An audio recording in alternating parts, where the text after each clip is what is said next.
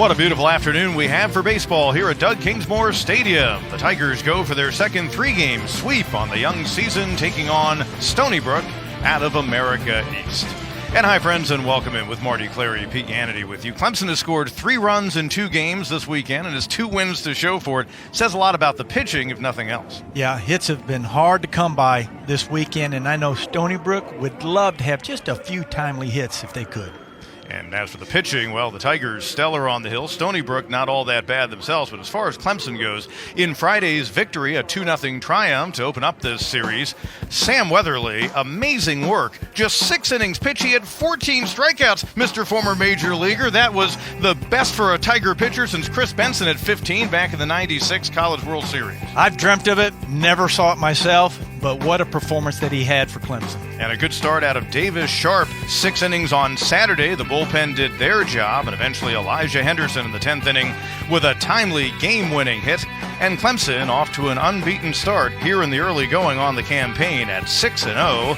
While it's a Stony Brook team that certainly would love to have a few of the outcomes here reversed, they might have a better record than the mark they bring in today at 1-5 overall. Starting lineup, Brett Paulson, a freshman, moves into the top spot for the Seawolves, guided by Matt Sank, followed by Stanton Luthner, the shortstop, who's hit pretty well in the series, Chris Hamilton, Evan Giordano, and John Chuchillo, who caught the first 2 games, the DH, Johnny Decker. In right field, bat 6, Paradine, Yellen, and Schwartz round out the lineup for the Seawolves from Long Island, New York. Tigers defensively, different look afield today. Meredith Teodosio and the freshman Dylan Brewer in right field. That's your outfield. Starbuck gets the start at third. Pierce Gallo, his debut as a starter in a Tiger uniform at shortstop. Henderson at second today. Ferry at first. Hackenberg behind the plate. And Spencer Strider on the mound. The Tiger right-hander, redshirt sophomore out of Knoxville, coming off Tommy John surgery, getting his second start. Last week, a very clean 3 innings in his season debut against Liberty. He's on a 50-pitch count. And again, coming off the major injury he did, that's pretty much protocol. Yeah, you're going to protect the arm. The good news is research has shown most, if treated right and given the right amount of rehab time, come back a little stronger. And so why rush it? Just let get a few pitches, keep them safe. Strider, the fastball has been just fine, according to his head coach, Monty Lee. He can get it up around 94 miles an hour. A curve is a big pitch for him, so is the changeup. But as far as the curve, the spin on that is going to take some time because of what he's had to deal with physically. It just feels and puts pressure so much more on that surgical area. It just hammers it when you throw, and sometimes it's hard to get over the fear factor. But it won't be long as the weather warms and he gets comfortable with it. I'll probably return to normal. Brett Paulson, the freshman out of Cross River, New York, standing in to lead things off for the Stony Brook team. Strike it 3 of their 8 hits in Saturday's 1-0 10-inning loss. And the count evens at 1-1 for Strider, who a couple of years ago when healthy, I thought he was as good of a pitcher I'd seen come to this program in a long time. The fact that he stands 6 feet may be, well, not necessarily in the template of what you want if you're a scout, but his stuff can be electric. Yeah, there's not been many that short really power their way in, especially into pro baseball. One of the factors is a lot of injuries occurred they've seen through the research, but doesn't have to be. I think you take care of yourself. They've got a better idea of how to rehab and how to strengthen the different aspects of the throwing arm. Easy enough as he climbs the ladder for out number 1.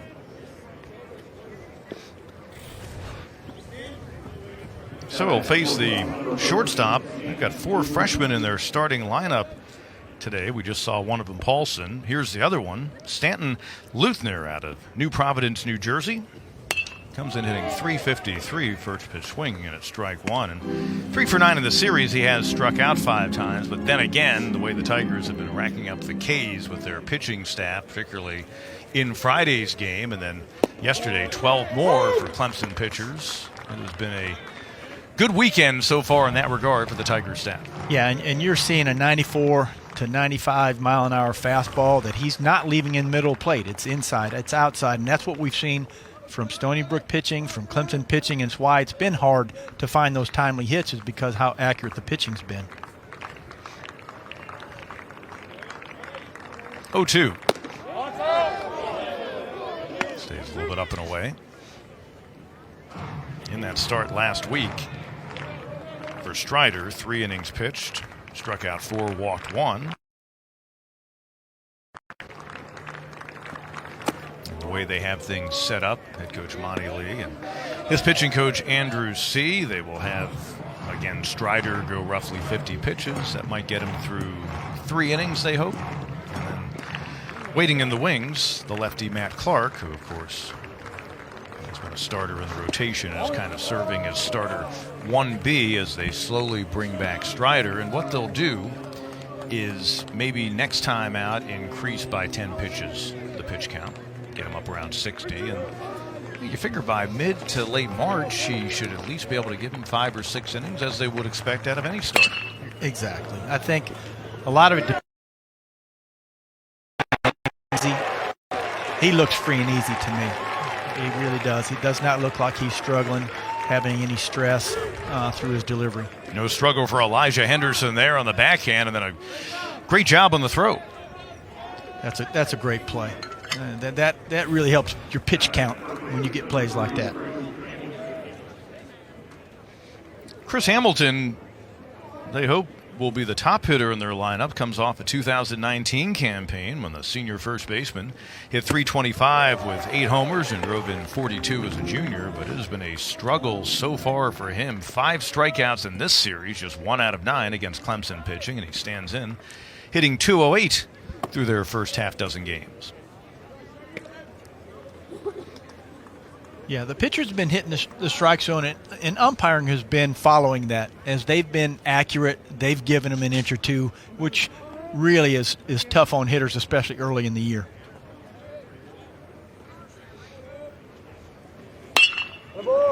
Ripped down the right field line. It'll get in fair and go to the corner. Extra bases for Hamilton. A 2-out double here in the top half of the first for Stony Brook. Good piece of hitting. That's 94-mile-an-hour fastball, but that was one that was middle of the plate and belt high and easily seen and able to respond for the double. Second double on the season for Hamilton. Evan Giordano, the cleanup hitter and third baseman. Their leading hitter at .429 so far in the early going, and a .524 slugging percentage. That's second in their lineup. So the first hit given up in 3 2/3 innings of work in 2020 for Strider. And he works here out of the stretch for one of the few times here in the early going of this 2020 campaign.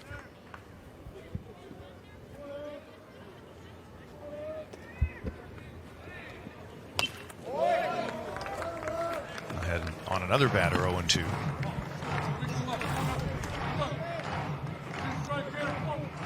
Looked like he had a little two-seam on that one. That had just a slight run into the hitter and fouled it off rather than hitting it square.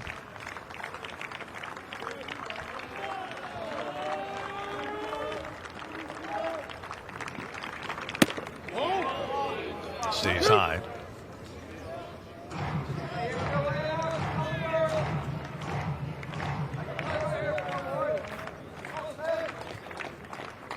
Ronnie Lee saying that his sophomore righty has checked the boxes so far, either in the bullpen or on the hill in game action, and there he's able to record the strikeout to close things out in the top half of inning number 1 for Stony Brook. Hamilton's 2-out double. He's left stranded. Spencer Strider's second start of 2020 off to a good start. Nothing for Stony Brook and the Tigers coming up. Tigers with this series, Elijah Henderson, yesterday's heroes, one of them at least on Saturday with a game-winning hit. In the leadoff spot, playing second base, Kier Meredith, the left fielder, follows. Davis Sharp, the DH today. Hackenberg, Ferry, Teodosio, followed by Dylan Brewer. Pierce Gallo, his first start as a Tiger at shortstop, in place of Sam Hall, who gets a rest. And Starbuck rounding out the Tigers lineup. Yallen, Schwartz, and Decker from left to right in the outfield. Giordano, Luthner, Paulson, and Hamilton making up the infield for the Seawolves. Paradine behind the plate today. He'll be their Sunday catcher. And on the hill, Nick DeGennaro, a sophomore out of Toms River, New Jersey, had a very good outing against Texas State last weekend, and a righty who can get the fastball right around 90 miles an hour, and he throws a slider, and that's pretty much it. Yeah, and that's what you need. You just throw strikes and let your defense take care of it, which Stony Brook's doing a great job. Their defense has been stellar so far this weekend. Allowed first out as Schwartz backs up on it in center field, and Henderson's retired. So here's Meredith, and the Tigers simply hoping first and foremost he can keep his health, because when he does, he's been dynamic, but limited to 9 games last season so far. Off to a good start this year, 368, a 538 on-base percentage. With that speed, that plays quite well. Yeah, and he had a little scare yesterday as he got hit by a pitch around the knee area and limped along, and but looks good, looks ready to go today.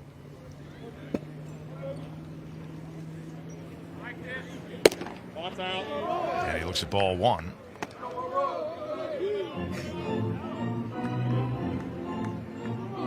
One of the lefties in the lineup today.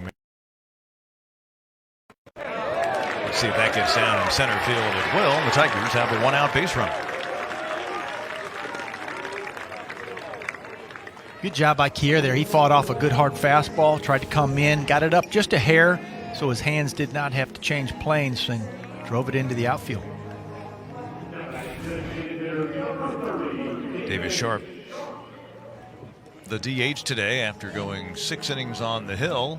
Didn't allow a run, struck out 6, no walks. 1 for 4 in the series with a double on Friday. This is a little more growing phenomena, not more in baseball now, with the pitchers staying in and hit if you can do that well, and it just increases your roster now. You know, more hitters and more places to play. So take strike 1. Meredith at first, by the way, just 1 for 3 in his stolen base attempts so far this season. You figure that's going to play more to the positive for him with his speed.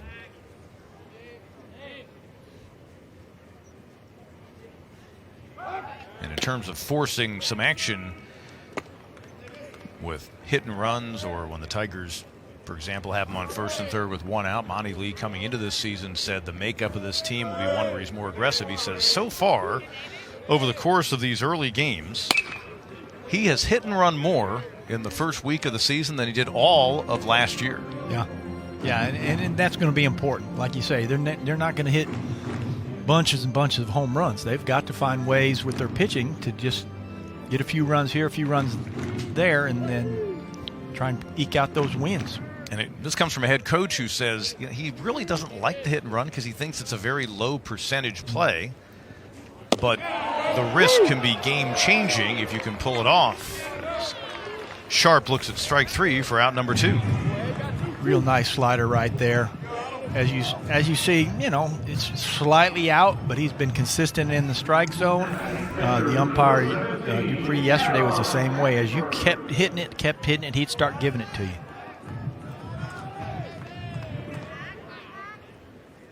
Adam Hackenberg, 0 for 7 in the series with a walk and 3 strikeouts. Swings through the first pitch, and Meredith easily able to steal second base. He got a great jump. He really did. Catcher didn't even bother jumping up. He knew his only hope was to get enough on it just from his knee, and wasn't quite enough to get Kier there. Second stolen base this season, so Meredith now in scoring position with 2 men out, and the guy at the plate leads the Tigers in runs batted in so far with 5.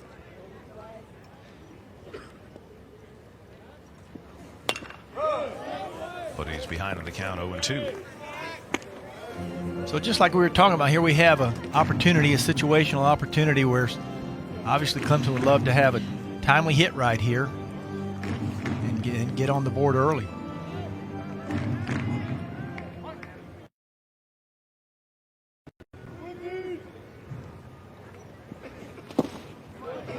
Good job by Paradine to get out there and block that. you don't want to see Meredith move up 90 feet. Yeah, absolutely. Him keeping him at second is crucial because a pass ball, anything, could score him from third. He'll be off with contact with 2 men out, but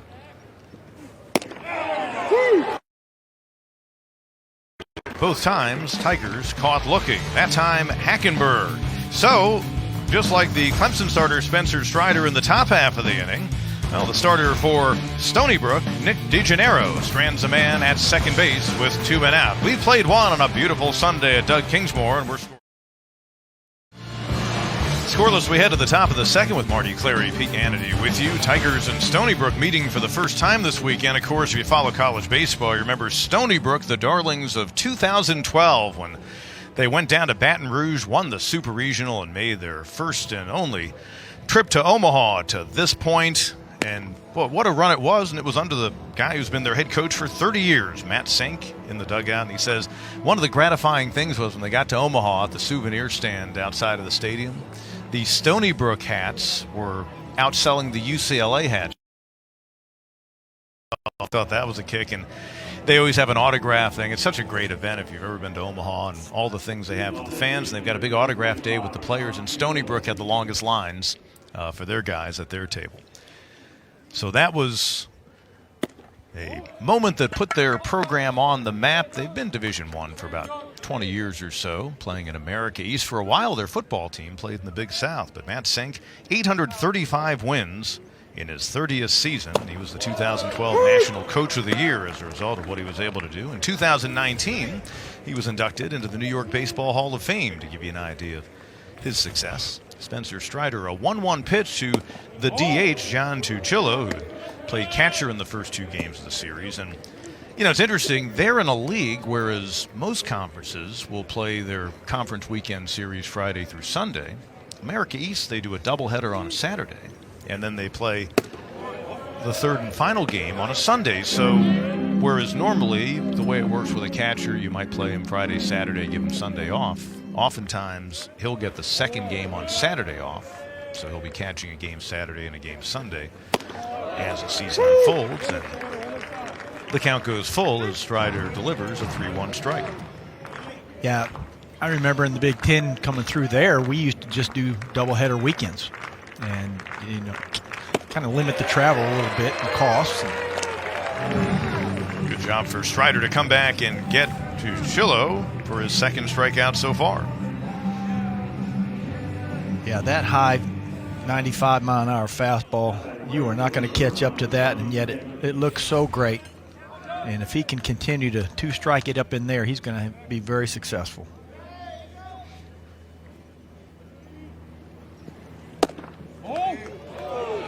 Showing bunt is the right fielder, John Decker. Decker 0 for 4 on Friday. He was hit by a pitch, didn't play in Saturday's game. And they'll play him in both left field and right field.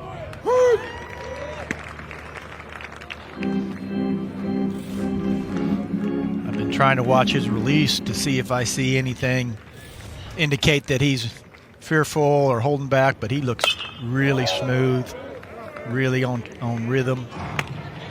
And you figure as they stretch him out, and what Weatherly has shown so far, particularly in Friday's game, what a 1-2 punch in the rotation. Then you got Sharp. Matt Clark, who we'll see today, is a guy who could start for a lot of ACC teams. Teodosio in center field barely moves for out number 2. And you combine his fastball with that good slider that, you know, as long as you keep throwing strikes, it's going to be pretty difficult for a team to just score a bunch of runs on you. Shane Paradine, the catcher, out of Bayonne, New Jersey. 0 for 3 in Friday's series opener with a couple of strikeouts, and they didn't play Saturday. Bayonne, New Jersey, right there across the Hudson River and the New York Harbor from Staten Island, but a town, you know what the most famous aspect, I think, from a I'm starting a story with 2 outs, but I can make it brief. Back in the mid-'70s, as swing and a miss for strike 1, there was a boxer who gave it his all against the great Muhammad Ali when Ali was at the top of the fight game. Count goes 1-2. Chuck Wepner, he was known as the Bayonne Bleeder. Really? And so that was famous at the time that he hung around against Ali because he was given no chance, and Ali eventually won. But even more to the fame of the story is the Rocky movies were loosely based on the story of Chuck Wepner. That was the inspiration for Rocky Balboa. Of course, they put Rocky Balboa in Philadelphia, not Bayonne, because I guess it was cooler. And the fact that Rocky came out in into the bicentennial. But anyway, this guy is from the hometown of the Bayonne Bleeder. And a 2-2 pitch to him, and we'll do it again.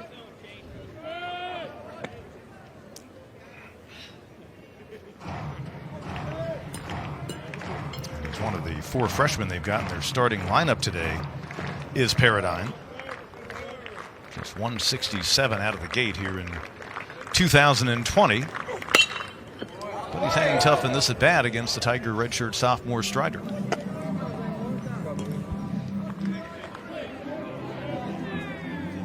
Strider has interesting kind of, as he gets the sign, he likes to rock. He just rocks back and forth, kind of like a hitter at the plate almost, getting ready. Again, a 2-2. Off speed, stays inside, and the count goes full. Strider was off the mound and heading east toward the dugout. Yeah, and that's one of those that always kind of irked me a little bit about umpiring. If they catch it there, they say it crossed too high. But if you catch it just below and it crosses at the knee, they don't give you that one either. That time, a no-doubter, a called third strike, second strikeout in the inning. The first time in his 3 Ks in the game, he's gotten a Stony Brook batter looking. So Spencer Strider, start number 2, and just fine so far. Nothing across for Stony Brook. Head to the bottom of the second in a scoreless game. They're serving pizza up here in the press box today, but there's always something on the grill out in the Cajun Cafe. Burgers were just cooked for the folks out there. Maybe Chad Ferry is picking up the scent as he stands in. I'm definitely a stacker man. Yeah, about 330 feet away, but you got to think the aroma has wafted in with the wind blowing ever so slightly from center field in toward the Clemson dugout. It's Ferry, the Tiger first baseman, he's rotated there with Briar Hawkins, but both have struggled. He's trying to get his first hit in 9 at-bats so far in this 2020 campaign. Well, head 2 always got his best shot here to see a good fastball in the middle of the plate. Strike 1 delivered by DeGeneres. About this pitching, Clemson, Stony Brook, they're not afraid at 2-0 to throw something other than a fastball. And the count evens 2-2. I challenge you to find a weekend series that matches pitching staffs with the Tigers at 0.82 as an ERA and Stony Brook 3.04. Right. To have those 2 staffs. And again, the pitchers tend to be ahead of the hitters early in the season, but we have seen historic work done. Just 3 runs scored combined in the entire series, and the fact that one of the teams has both of the wins is maybe a little even more stunning. Yeah, it is usual to have pitching ahead, but normally pitching isn't that accurate at this point. There'll be a lot more walks and hit batters and wild pitches that allow runs to score. These staffs have been dynamite, and that's just an outstanding breaking ball. Just locks them up. 3 straight strikeouts, all looking. Bryce Teodosio, the center fielder, out of the Simpsonville, Malden area, stands in. Hitting 6th in the Clemson order today. First pitch swinging on the right side. Stay up there for a while. Eventually squeezed by Hamilton for quick out number 2 here in the Tigers' second. Stony Brook, they may be playing today like they've got a plane to catch, because they do, so they put a time cap on this game, which started at noon Eastern time. It'll be 3:15. They've got to finish the game, or else I would suppose they will call it a tie, which I've never been able to grasp as a baseball fan, but you see it on college coaches' records and on college programs' records. And in fact, the fella in the Stony Brook dugout, Matt Sink, we told you he's been there for 30 years, and he 35 wins and 565 losses. As Dylan Brewer, one of the Tiger freshmen, showing a lot of promise out of Latta over in Dillon County. 1 for 6 in the series, and he falls behind 0-2 as he was fooled by that last pitch.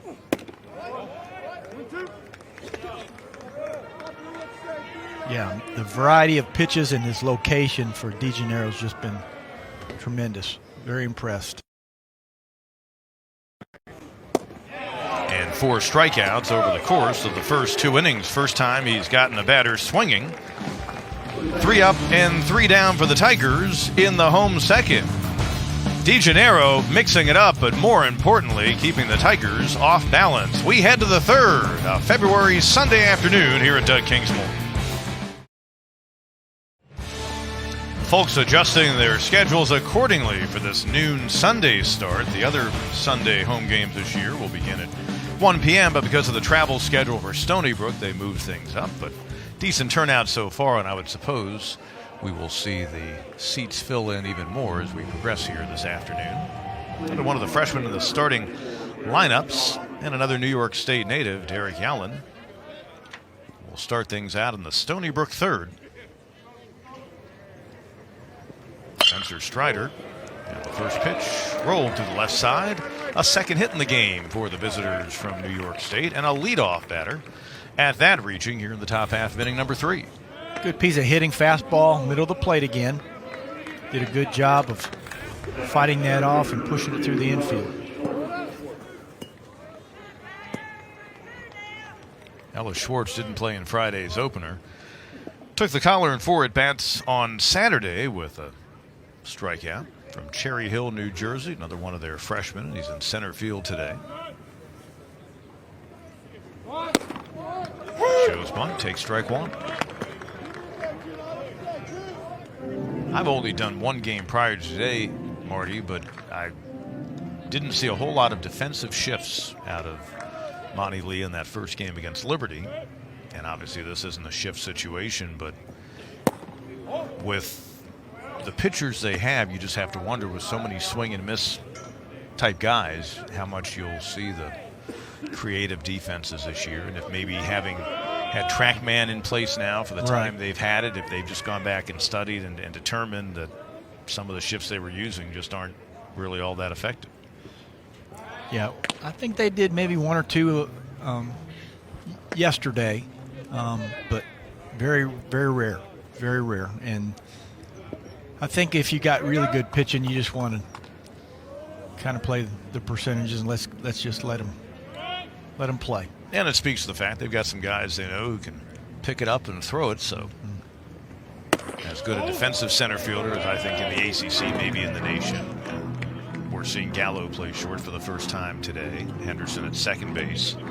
We've seen Starbuck and Hall up the middle.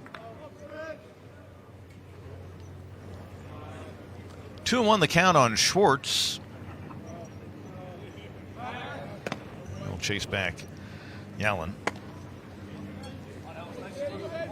So far, he has yet to attempt a stolen base early on in his Stony Brook career, the man over at first base. Schwartz hitting just 111. And he's had a Strider, 3-1. 40 pitches for today is 50. He's looked good enough like he can go beyond, but something else that was brought up in a pregame conversation with Monty Lee was you really do look for the fatigue, because that wall can hit you in the face in a hurry when you're bouncing back and the count goes full. And he compares it to if you haven't lifted weights for about a year and all of a sudden you go in the weight room, they put you on a squat rack, you're going to show fatigue pretty quickly. Yeah. And for power pitchers, it's just inevitable. So you really have to watch him. Just pay attention to what he's looking like. Once again, comes back from behind 3-1 on a batter to get a strikeout, and they are beginning to amass. That's the 4th for Strider. Boy, when he releases that so smooth like that, that ball just explodes to the plate. Just unable to catch up with it.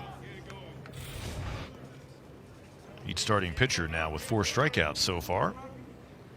Top of the order, Brett Paulson.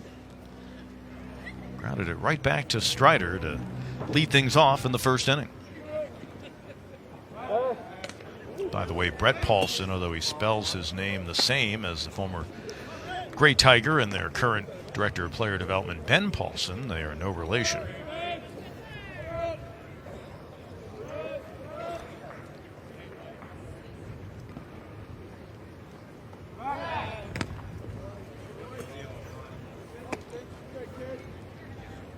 Paulson off an outstanding high school career at John Jay High School. He started every game of his high school career, and here he is in the first week plus of his college season at Stony Brook.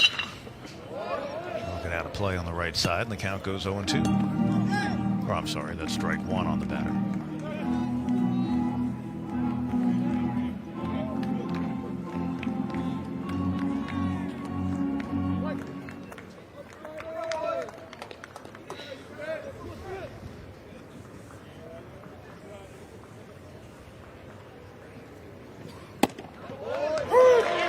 Strider ahead now, 0-2.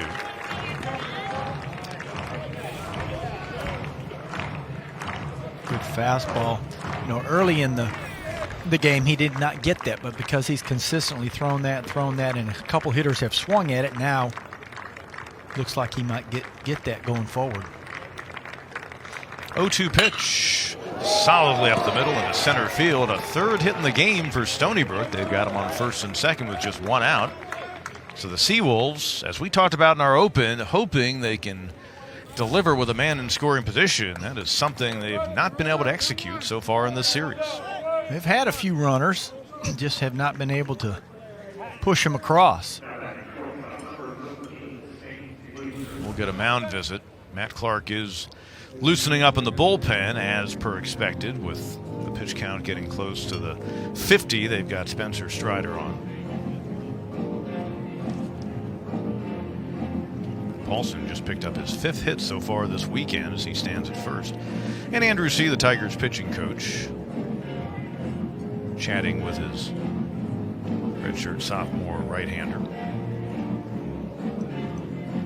Probably a dual mission right there. Calm him down, make sure you're throwing great, give him a little rest, make sure that arm doesn't fatigue, and then get your guy in the pen. Just a little extra time to make sure ready to go if it need him short notice. Stanton Luthner, second place batter in the order, part of their freshman double play combination. Paulson playing second, he stands at first. Even though they're picked second in the America East Conference behind Binghamton, they really are kind of in reload mode this year. They've got a new double play combination. Their outfield moved on, and they lost 2/3 of their starting rotation, the front of their starting rotation, but they're confident that they've got able freshmen like the fella at the plate, among others, one of four in the starting lineup today, that they can make another run, try to win another championship in the America East Conference. Off speed and a first pitch strike. Best breaking ball he's thrown so far.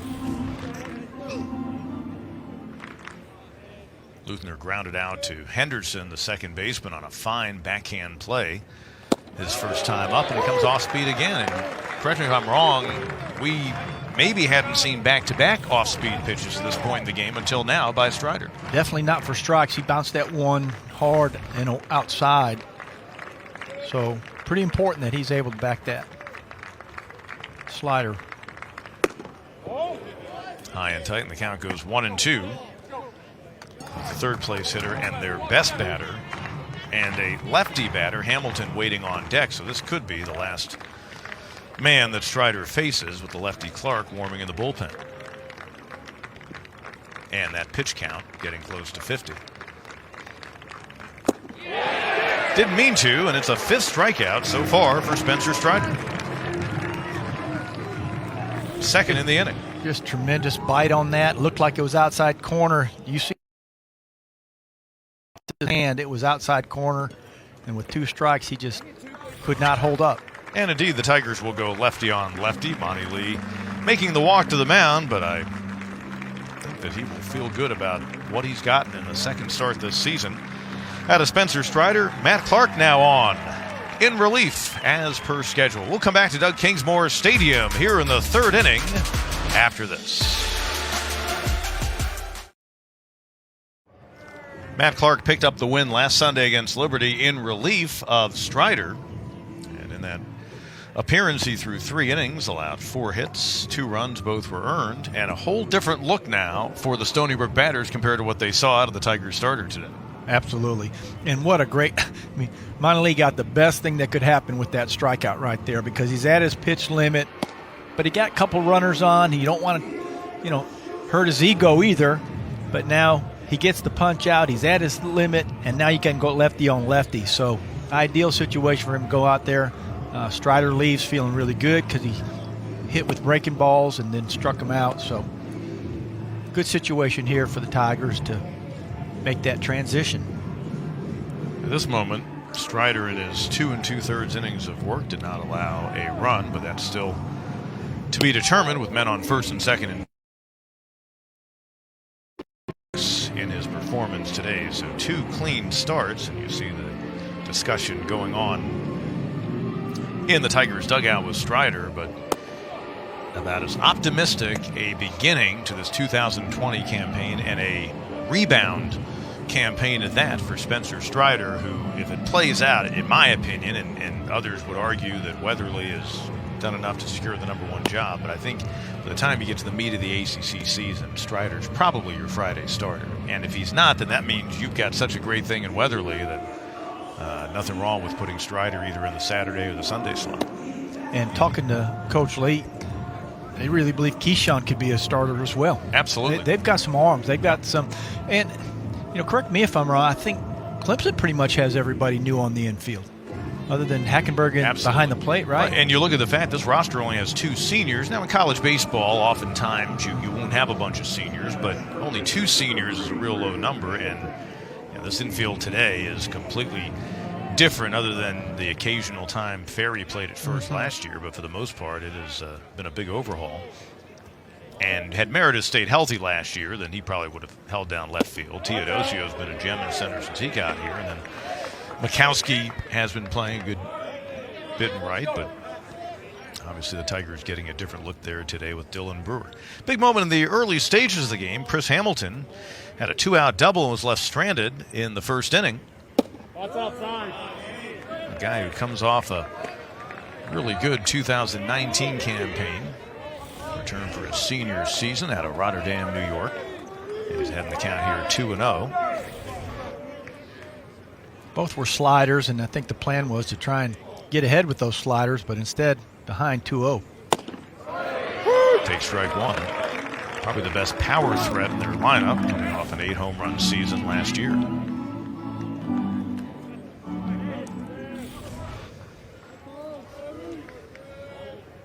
Clark so effective for the Tigers last season. But behind to the first batter he faces, 3-1. Some of the insights from relievers. You're coming in relief, you've got to have one pitch absolutely that you're throwing for strikes. Sometimes your mentality is, I got to have all my pitches. No, you're going in short relief, get ahead, make sure you can throw one anytime. So you took that as you made sure your fastball was your go-to, or how did you approach that? As you start throwing, you realize what you have control of, and you if the other, you can come back with one that you feel confident. Came back that time, got him to swing and miss on the 3-2 pitch. And the Tigers able to work through the third inning with Matt Clark leaving men at first and second. Hamilton going down swinging. A bumpy series continues for him. Middle of third, we're going to visit with Stony Brook's head coach when we come back in a scoreless game. Matt Sank in his 30th season guiding Stony Brook, and the Seawolves veteran head coach, a 2019 inductee into the New York Baseball Hall of Fame in a state that claims to be the birthplace of baseball. I'm so kind of you to join us, Coach. And again, it's been frustrating early on this year. I know you're getting such great pitching, but what just happened at the top of the third has all too often occurred. I know you're going to see your team break out of it at some point. Yeah, I believe so. Clemson's pitching this weekend has been outstanding and tough at any time to face pitching like that, but especially his second weekend out. So we're keep at it and keep trying to turn things around here. And you're picked second in your conference, but you really are a rebuild team. You've got to have a great deal of confidence what De Niro has shown you so far this season on the Hill. Yeah, DeGennaro has been terrific, coming off a great start. All of our starters have been fantastic this year, and we keep pitching and playing defense. We'll be in games, and the hitting, I'm confident. To the way. Okay, thanks for having me. Matt Sink, 30th season, 835 career wins, and the 2012 National Coach of the Year at Stony Brook. Pierce Gallo, 0 for 2 so far in his Clemson career, but getting his first start at shortstop today. He takes strike one here in the bottom of the third to start things out against the right-hander Nick DeGennaro. I was so excited when I saw that Gallo was in the lineup today, Marty, as that will be caught on a diving grab in right field, and what a play it was by John Decker. That looked like that was going to get down and maybe go all the way to the hill, but Decker, an outstanding play. Second, one on each side. And that's why, even though they're only one win so far, Stony Brook's still very confident and excited about, because they're playing tough teams. It's early in the year, but look at what their pitching and defense is doing. That kind of play right there is a big league play. Elijah Henderson had a great backhand play and throw to first in the opening inning for the Tigers defensively. At second base, here's the Tigers' third field, but it'll hang up for Derek Yallen. And quickly 2 up and 2 down to the Tigers' third. So I told you the fact that Gallo's making his debut as a starter today at shortstop, but he has one of the most interesting notes in his bio, and he might be the only player in current college baseball history as the most interesting point to note the following, that the most interesting thing in his life, he says, is that as a child he was nearly run over by a herd of elephants. Herd of elephants? Yeah. I'm not so sure that that's an everyday occurrence for most. Is that like the zoo, or? It didn't go into detail, and I actually asked around, and no one could fortify. I didn't get a chance to talk to him about it. I'm supposing the family went on a safari.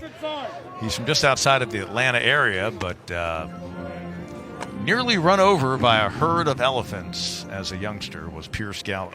Or Rudyard Kipling making up nice stories. There you go. It could be, in this case, a safari tale. I once had a guy tell me, just to make it cool, he was a hockey player, and he said his hometown was, he was born in Toronto. Oh, yeah, of course. And I later found out that wasn't true. 2-1 of the Tigers' leadoff hitter Henderson, as he stands in for a second time, flied out to center field his first time up.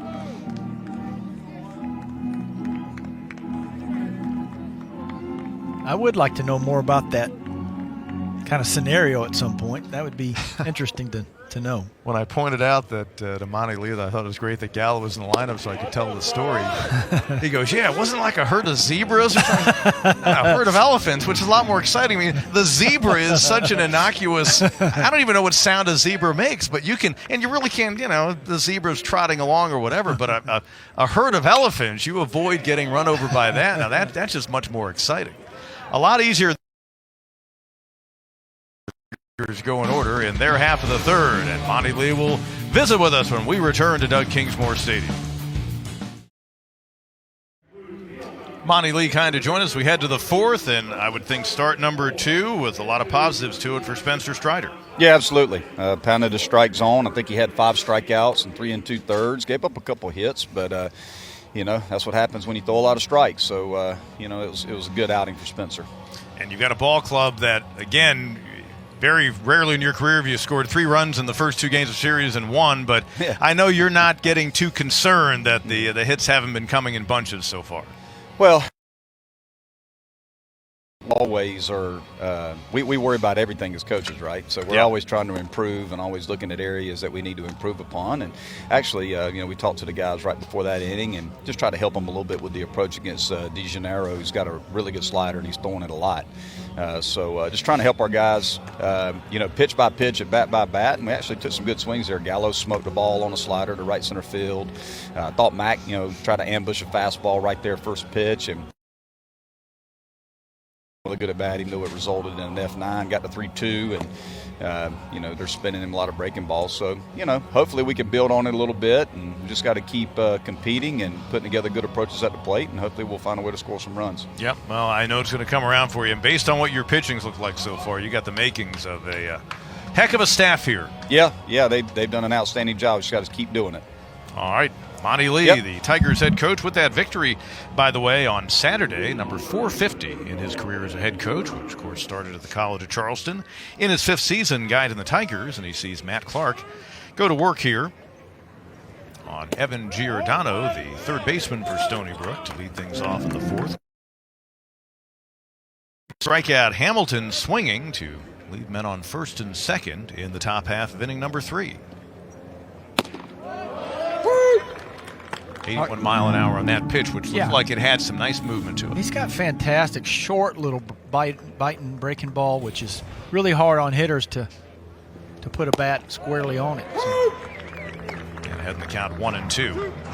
And whereas Strider, and maybe I'm wrong on this, but you'll clarify, it looked like he was coming fastball first, getting into the mid-90s. Now you've got a guy, lefties, so it's a little bit of a different look, but not coming with the velocity, although that time Giordano figures him out, and that's the 4th hit so far in the ball game for Stony Brook, and Giordano's now 1 for 2. And they're swinging the bat a lot better today. Just the approach of it, I don't know if they're seeing it better or what, but they're looking better, and it's not been because Clemson hasn't been in the strike zone or throwing good pitches. They have, and so you got to sometimes just tip your hat to a hitter at the plate. Johnny Giuchillo, junior out of Clinton Corners, New York.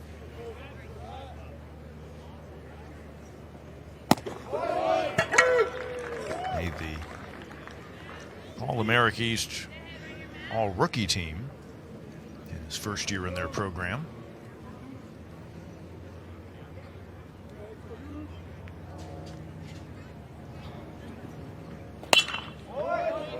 Fouls that one away.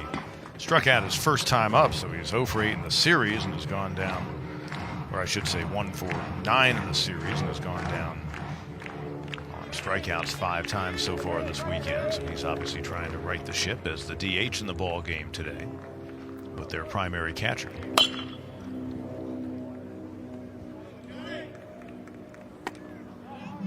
Yeah, pitchers on both sides continue to pound the strike zone with multiple pitches, not just with fastballs. That's something the hitters can eventually lock in on and start pounding singles and doubles, but they're mixing it up.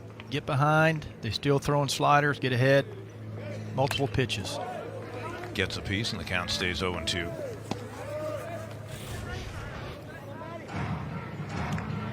That fastball a little bit up. Swung out of his batting helmet.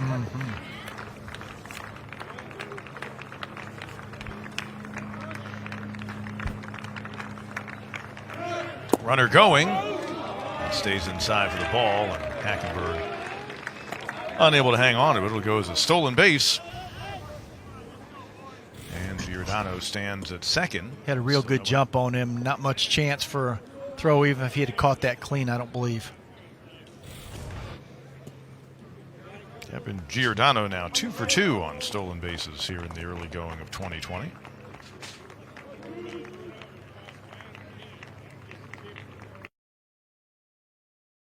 Time here in the game. They'll throw behind the runner, and he's safe. He just got back in as Henderson tried to apply the tag. Boy, they had him. If that ball doesn't skip, to where he had to make a stab at it, he tags him out cleanly coming into the bag. We'll take another look, and there's been no indication that Monty Lee wants to see it again. Looks like he just got the hand in as he was in no man's land. But Giordano remains at second, and there will be no review. 2-2 now, the count on the batter.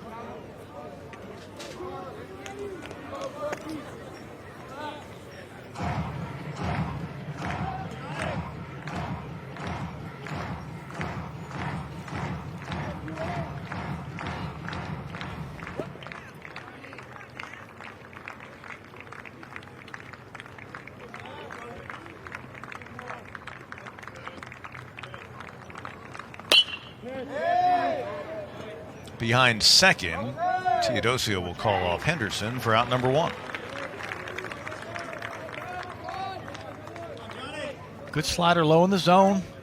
He was way out in front and had to loop his swing, which little fly ball was the result of that.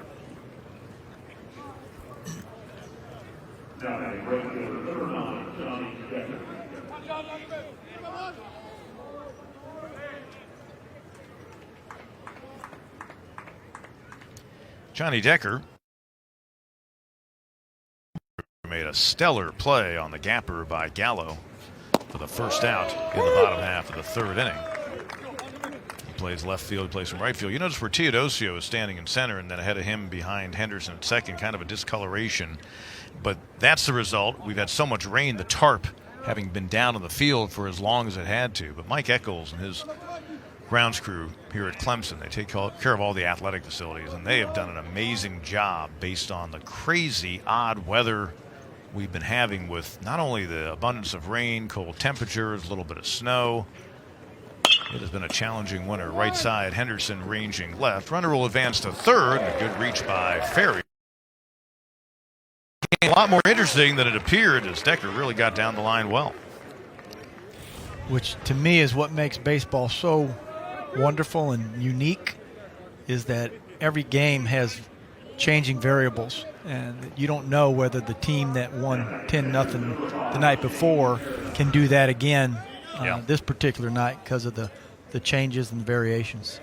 Giordano stands at third, but with 2 men out. Shane Paradine caught looking. His first time up, he was one of 5 struck out by the Tigers starter, Spencer Strider, who exited after 49 pitches. Another solid outing for the Tiger righty from Knoxville. And now Matt Clark, as he stranded men at first and second when he came on in relief with a couple out in the 3rd, will try to leave a man at third base, and yet again have Stony Brook denied with a man in scoring position in this series.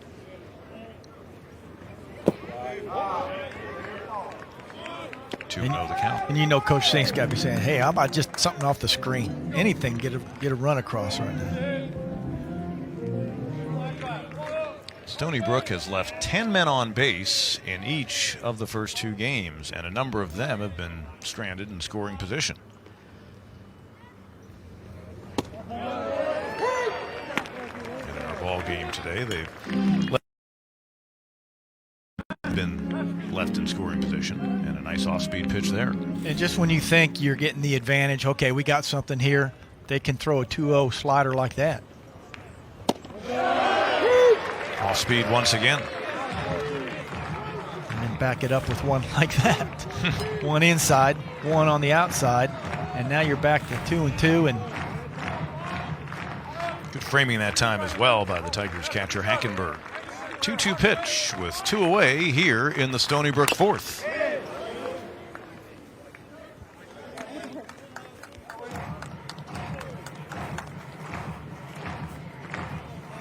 Tried to put him away with a fastball after kind of slowing his eyes down with 2 slow breaking balls.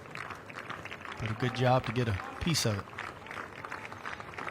Paradine 0 for 4 in the series with 3 strikeouts. Make it 4. And the Tigers get another K and leave another man in scoring position for Stony Brook. So since coming on in the 3rd, a couple of strikeouts for Clark and 7 delivered by Clemson pitching so far. Middle of the 4th here at Doug Kingsmore. We're scoreless so far. 7 strikeouts so far for Tigers pitching as we head to the bottom of the 4th in a scoreless game. I think Brook DeGennaro, the righty starter for Stony Brook, gets ready to face 2, 3, and 4 in the Clemson order, Meredith, Sharp, and Hackenberg, and he has sent 4 Tigers down on strikes at this point in the game. Kier Meredith, the lone Clemson hit, singled and was left stranded at second in the Tigers' first inning. And you see there he's only thrown 30 pitches, which he must really be protective of his pitches because he went 7 innings, I think, his first time out, which is unusual for a start of the season. So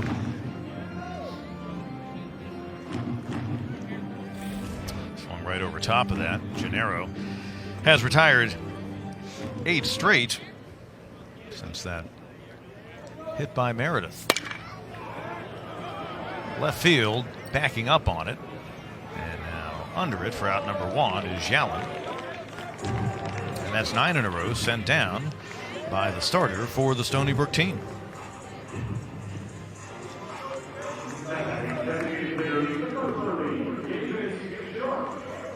Davis Sharp caught looking his first time up, and he had Meredith at second base after Meredith stole the bag.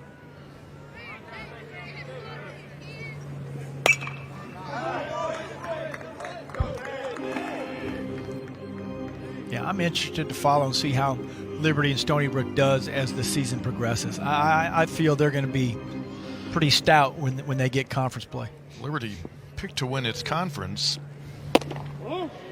The Atlantic Sun, which is generally a very good baseball league with the likes of Florida Gulf Coast and Stetson among others in that conference, and they went in last year and won it. They finished second in the regular season and won their tournament. So early on this season, Tigers, while facing some mid-major programs, facing those that are supposed to be pretty good in their league, at least in the case of Liberty and Stony Brook, which is picked second in the America East, and over the years has won a number of championships in that conference, especially over the past decade and a half.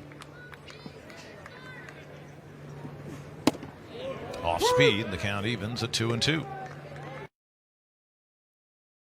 And that's great when you can be behind in the count and still throw that kind of pitch. It's just very difficult for a hitter. You're gearing up for a fastball.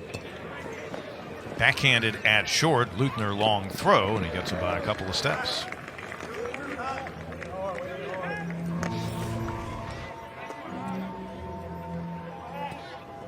Another ground ball out.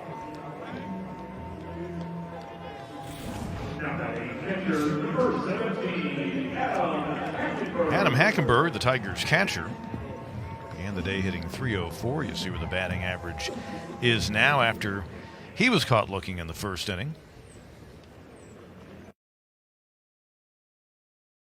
A man on second and 1 out for the Tigers as DeGennaro worked around that, and Tigers have not gotten to him since.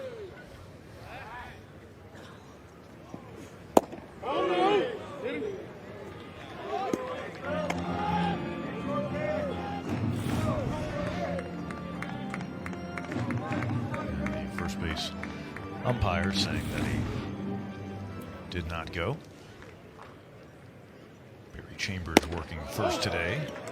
And that's ball 3. First time in the game that DeGennaro's been behind a batter 3-0. Yeah, a rare sight for the weekend period.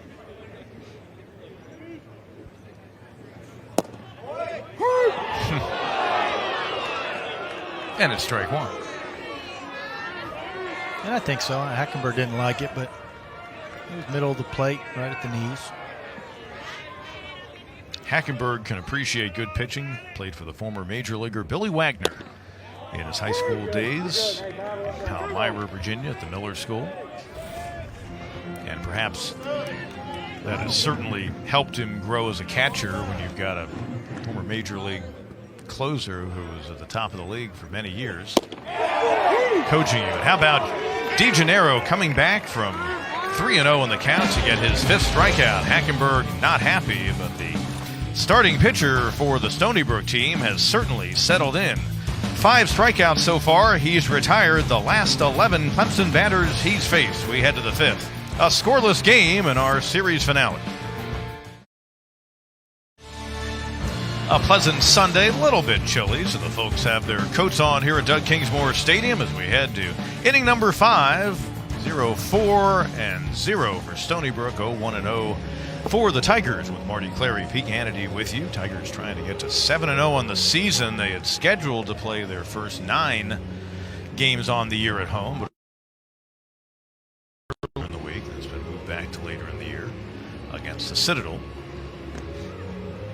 And you see Sam Weatherly, Friday's starter, that impressive 6 innings, 14 strikeouts. Chris Benson was the last Tiger to strike out that many when he K'd 15 on May 31st of 1996 out at Rosenblatt Stadium in Omaha in a College World Series game against Miami. The head coach of Stony Brook before the ball game, Matt Sink, said Weatherly was just electric, and he kind of eye-popping, and from a veteran head coach to have that kind of compliment, that's really something. Yeah, they've seen great arms. They've seen great performances. So to hear that come from him, Clemson has something good, and not just with him. They got some arms this year.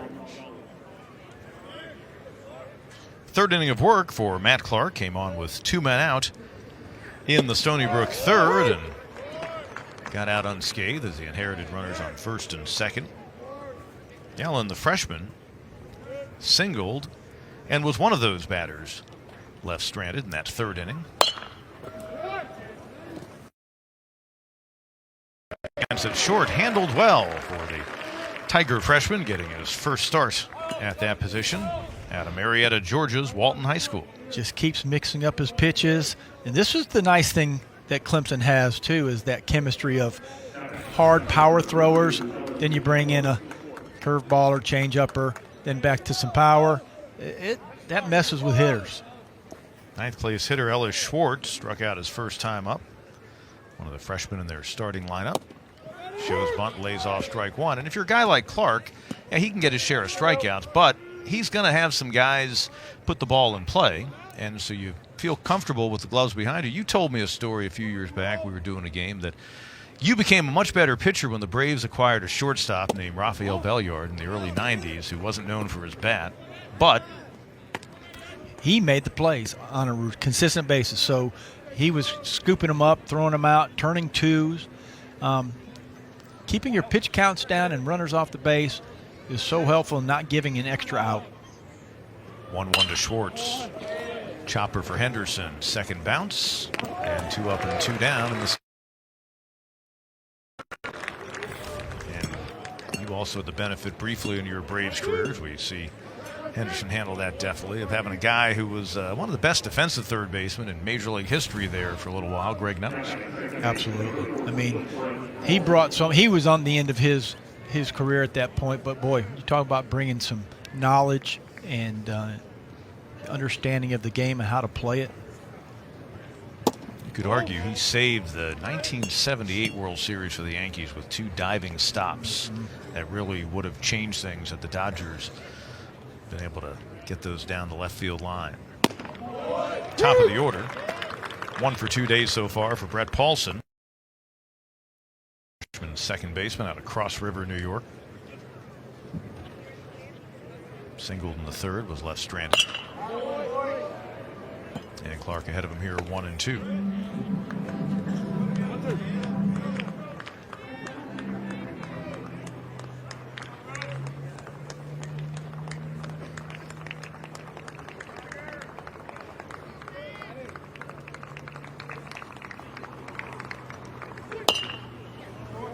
Almost an emergency swing as the count stays 1 and 2.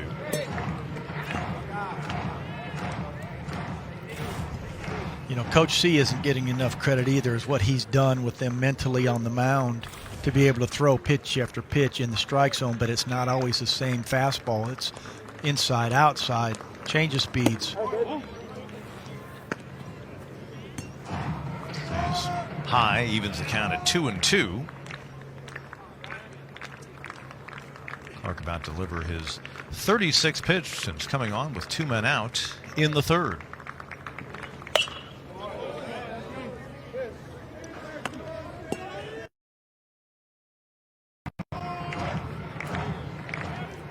Tigers have one more home game in the stretch of ball games to open the season coming up Tuesday against ETSU, and then next weekend the big rivalry series. Henderson Another opportunity in the inning, and he makes it look easy for out number 3.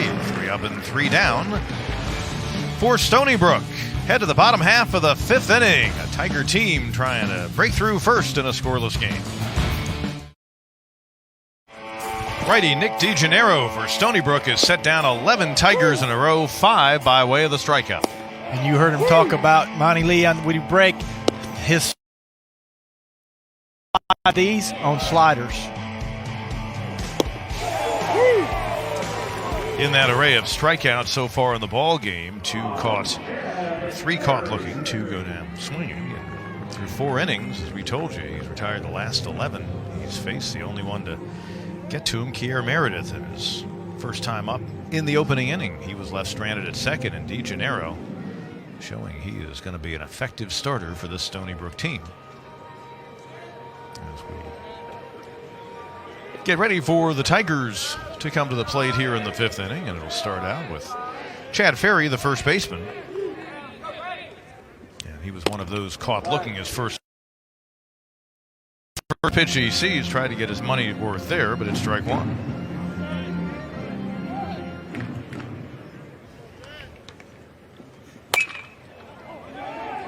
Good cut that time.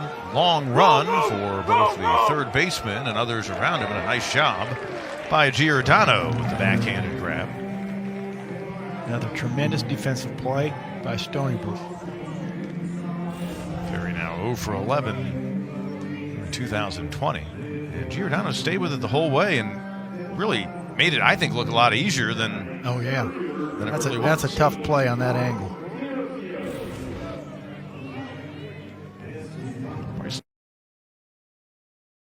Hamilton, his first time up, that was in the 2nd.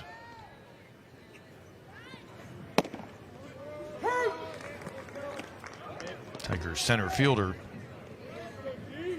in the series, 0 for 3.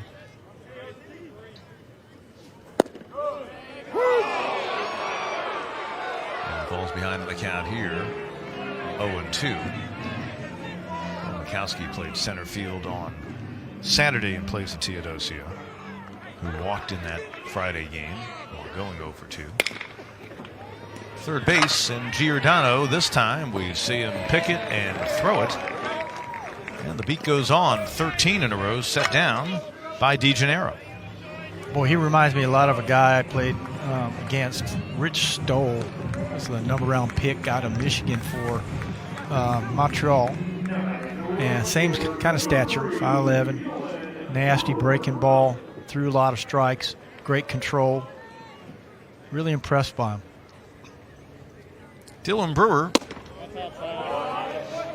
right fielder for the Tigers today, the freshman out of Latta, just off I-95 in Dillon County.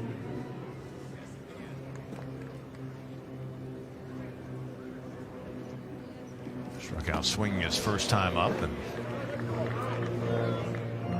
this is on that try. Count goes 1-1. Brewer 1 for 7 in the series with a run scored, a walk, and a couple of strikeouts.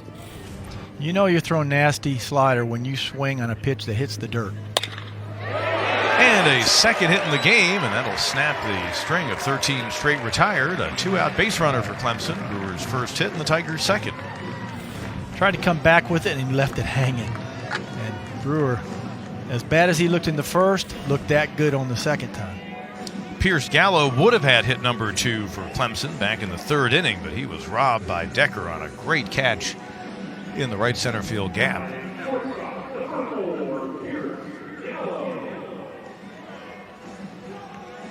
Gallo getting the start at short today in place of Sam Hall, who's been struggling. And just an opportunity to get Gallo a start and some quality game reps against a very good right-handed pitcher. Brewer over at first, 2 for 2 on stolen bases so far, so DeGennaro paying attention to him.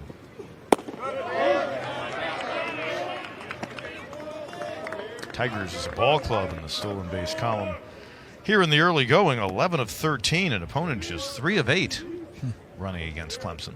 And it's not like Clemson's had a bunch of 8-0 leads as the runner goes, and they should have had him at second base. It'll go to center, and Brewer will get all the way to third.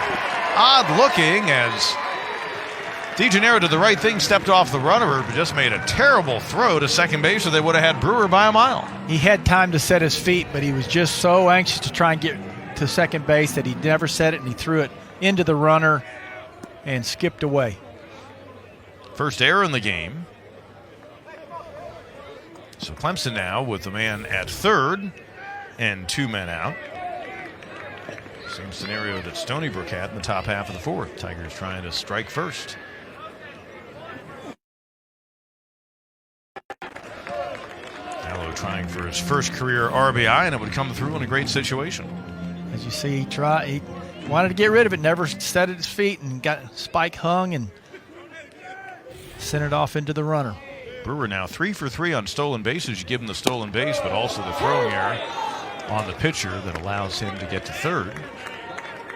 And a call strike for strike number 1.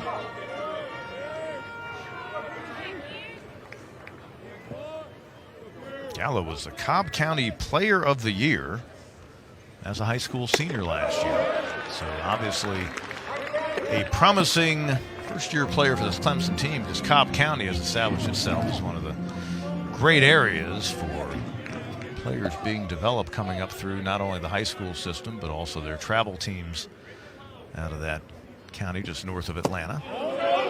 Did he go? No, says the first base umpire, and so it'll be a 2-out walk, first and third now for Clemson, with Max Starbeck coming up. So he stayed with that slider, and he just got out of the zone. Got to be thinking about your pitch count a little bit.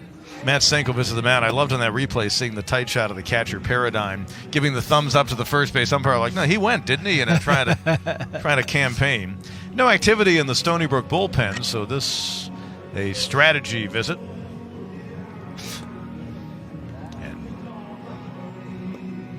Matt Senk certainly knows that with his team struggling, every pitch in this game means something. He does not want to come away from here getting swept. And talking to a pitcher who, before allowing the 2-out single to Brewer, had retired 13 straight and seemingly has had Clemson off balance, but suddenly Tigers with first and third here in the fifth. Yeah, and after the Brewer leaving and getting all the way to third on that play, they're talking over, okay, what would they do first and third? Nobody's hitting the ball really great, so what play might they run? What do we want to do? And so they're wanting to be sure they're all on the same page in that, in case they try and run double steal or. And we talked about it earlier. First and third with 1 out is usually a good safety squeeze situation, or I would think for that matter, suicide squeeze. Usually you go suicide squeeze with nobody out, but Starbuck, 211 on the season. Hit a pop fly to left his first time up, and he takes strike 1.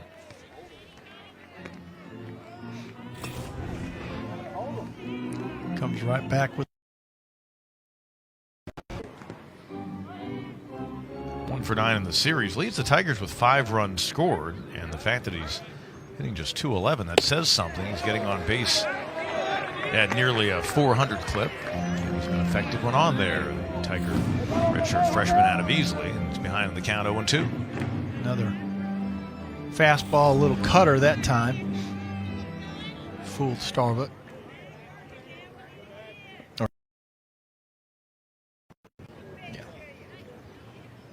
5 strikeouts so far. Now the runner at first, Gallo, had hesitated, and now he'll just walk into second with a second stolen base for Clemson in the inning.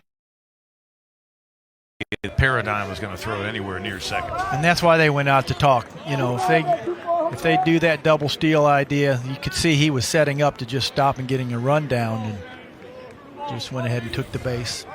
You got a guy in the mound with 5 strikeouts so far. You got the 9th place batter in the order. They're not going to mess around, but it's a balk, and that will get the Tigers' first run. So I'm just talking about the fact that DeGennaro should be commits an error on his own that will allow the Tigers to break on top. Let's see. He's been doing the same thing pretty much all game. Let's see if he doesn't come to a stop.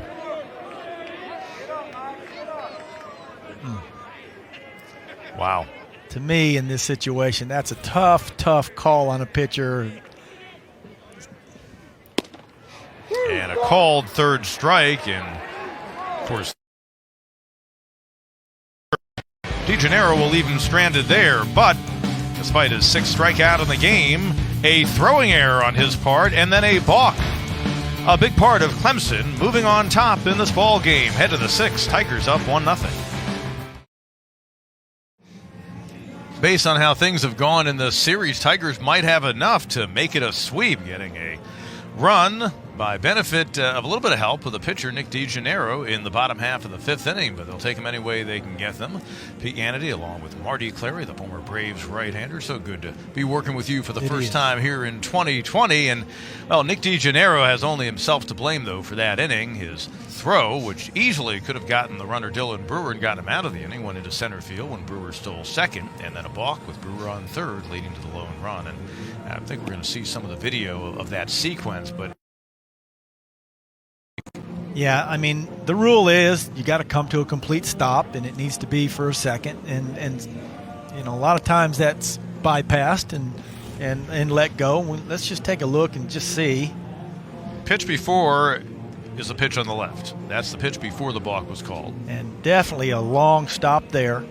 And then you can see coming back on the other side there, not much of a stop and pretty quick. But in this situation, oh my God, my heart hurts for the pitcher in that situation to get that called on him there, because it really didn't deceive any runners in that situation. I mean, so I can see he was frustrated coming off the mound. But like you said, if he does what he's supposed to on the steal, he gets it. And you have to wonder, because the balk happened once Gallo had gone halfway and walked into second as they were trying to induce the throw. You just have to wonder if maybe Gallo being on second amped up the adrenaline for the pitcher DeGennaro, and maybe that's what led to him going a little bit quicker. Yeah, just pumped up, ready to go, tried too fast, and so ends up getting the balk that cost him a run. Insurmountable lead, possibly. The way it is, 4 runs scored in this inning as folks are enjoying a Tigers lead, but 4 runs scored, I should say, in the series, all by Clemson. And 1-0 was our outcome yesterday, 2-0 on Friday. A game puts it out in the 9th, leaving the bases stranded with Seawolves on a hard grounder to third. Stanton Luthner, the freshman shortstop, leads things off. Matt Clark continuing in relief of the starter Spencer Strider, as was planned. Clark about to work his 4th inning. He came on with 2 men out in the 3rd. Luthner was the last batter faced by Strider and went down swinging. And that was with men on first and second, just 1 out in the 3rd inning. His first time up, he grounded out at a nice play by Henderson at second base.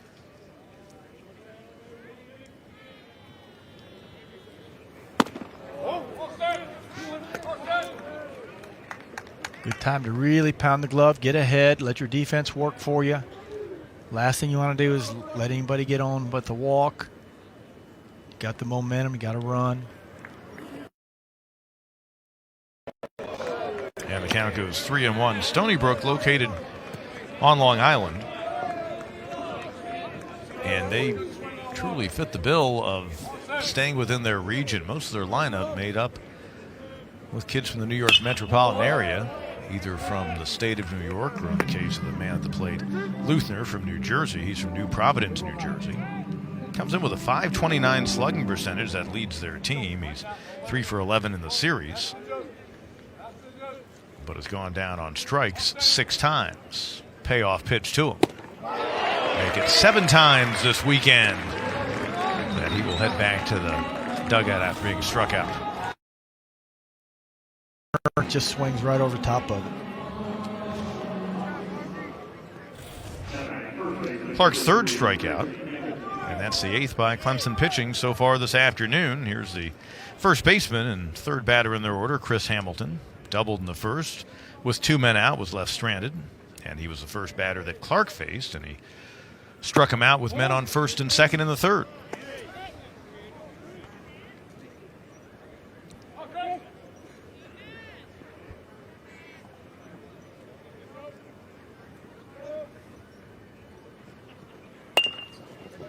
Good bunt. Charging and firing to first, and a nice job by Starbuck. Got him by about a step. Real good bunt. He did another one the other day as well, and you can just see it right on the line area. Good Umpires are huddling. That's going to be mighty close. We may get a video review. Starbuck, who's played primarily at second base here in the early part of the season, did a great job getting across. And two of the umpires going to go in the room near. See if that indeed was our second out of this top half of the sixth inning. Ferry did not get as long of a stride towards the ball as you'd like to see, and that might make the difference. And in that case, a first baseman with a glove hand, you really didn't see the extension that you normally would. Yeah, you see his foot's going more out to the second base side than towards where the infielder picked it up. I almost wonder if it would have been awkward. In that case, you got to go left foot on the bag because of the angle the ball's coming from. But his arm's back too. And if it were a left-handed throwing first baseman, he would have been able to get a longer stretch. Boy, I don't know that I see enough to say, nope, definitely beat it. Might be a deal where, had they called it the other way, it would have stood as exactly the same. I don't know that I would have seen. Might have gotten a foot just down a split second on the bag before the ball. It's hard to tell. The ball disappears in the glove webbing part, but whether it's that angle might give them the best look it's going to, and he might have. Yeah, it's disappeared. You're not exactly sure where it's hitting in the glove. I don't know. Now, if they want to apply a tie goes to the runner, yeah, then you could argue tie goes to the runner, but they had called it as an out to begin with, and that's where that kind of is a gray area in the era of replay, because then if you called it an out, then you weren't calling it a tie. Stick ball in New York, you know that's safe. Exactly. Right? Yeah. I don't know. I don't think they have enough. I don't think I'd be mad either way. Whatever they decide, I think you can justify to some degree. Based on where the ball is as he's approaching the bag, it looks like he's going to be safe easily. Right, but he's till the heel hits before he gets there. It's hard to tell.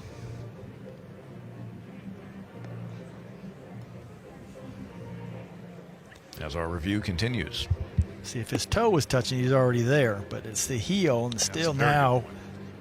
So pretty tough. It's going to be hard because it was the heel that made the first contact. I tend to feel that they're going to go ahead and let him be safe, but I don't know. I sense that it's not quite caught even though it's disappeared. Right there is touching and it's gone in the glove. I think it's going to stand as an out because I think the heel was just inches from the bag as the ball went into the back of the webbing. Like I said, I could have lived with either, but usually when your umpire, as you astutely pointed out, as we were looking at the heel and we await the umpires to emerge, I think that was probably an area they focused on.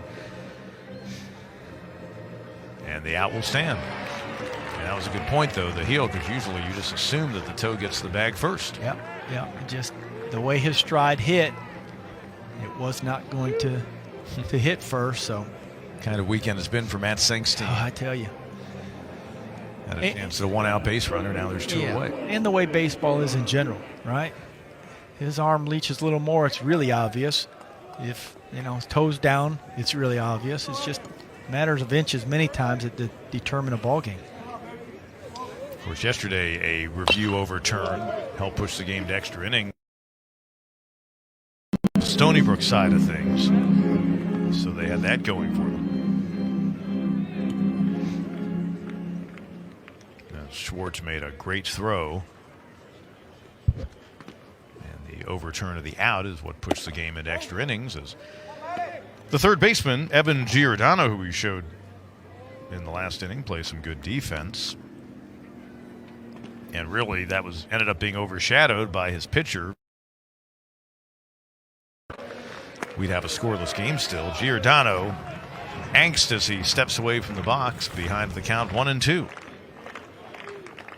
That slider, that one, inch or two off the plate, but ended up getting it. Swing and a miss. Second time of the game, Giordano goes down on strikes. Ninth for Tiger pitching, and the fourth strikeout recorded so far in 3 1/3 innings of work by Matt Clark as he goes down and away to the right-handed batting Giordano. Middle of the sixth, 1-0 Clemson. Head to the bottom of the sixth inning, a 1-0 game because of a balk by the fine right-hander Nick DeGennaro for Stony Brook in the fifth inning. That's one of the two blemishes he had that frame, or we'd have a scoreless ball game. But the balk, a big story. Watch on the right. You got to stop, bounced it right back up, and that's what led the umpire to call that a balk. And on the left was the pitch before, in which his timing was just a little bit longer. So back to live action. And the Tigers starting second baseman this afternoon, Elijah Henderson, just outside of Greer, leads things off 0 for 2 with a fly out to center and a fly out to right. But he was the hero yesterday in the 10th inning as flare into center field provided the winning RBI. Decker in right. And for a second straight time, Henderson flies out to right, and it's out number 1 to start out the sixth. And by rule, it's 1 second pause before you go into the plate, because if you're trying to steal a base or whatever, the pitch, and etc. So not usually called if you've got nowhere to go. The runners weren't going to steal home type situation, but it is by rule, and so he called it. Kier Meredith 1 for 2, singled, and still second in the first inning, was left stranded. Flying out to left in the fourth. Good off speed that time for the righty facing the lefty.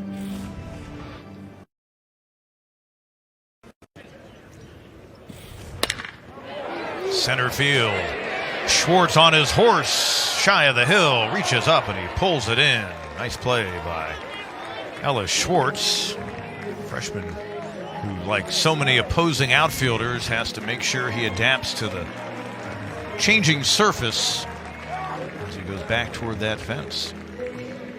That ball was smoked and helped a little bit, even though the wind isn't really strong. It's enough to push against that ball as it's kind of blowing from center in to right field a little bit.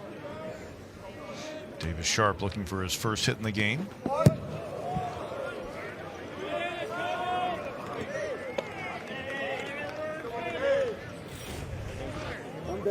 Five Tigers with a .300 batting average. That was kind of crazy. That was I would like to block it, but that's so wide. There's no way I can get it.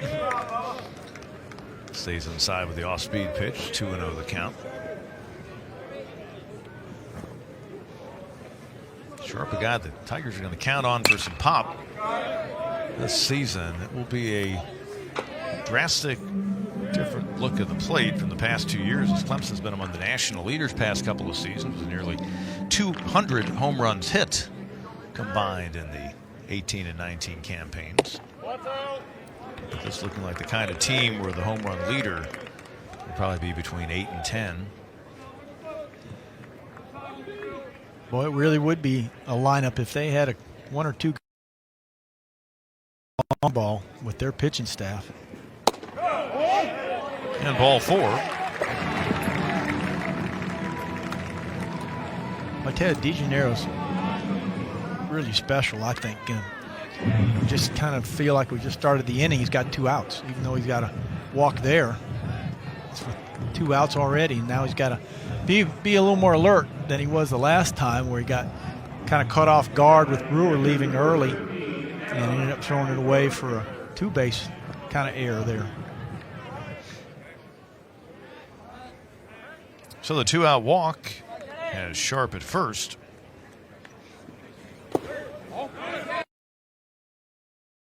They steal, and what do you know? Well, we're going to say it's a wild pitch, so he broke.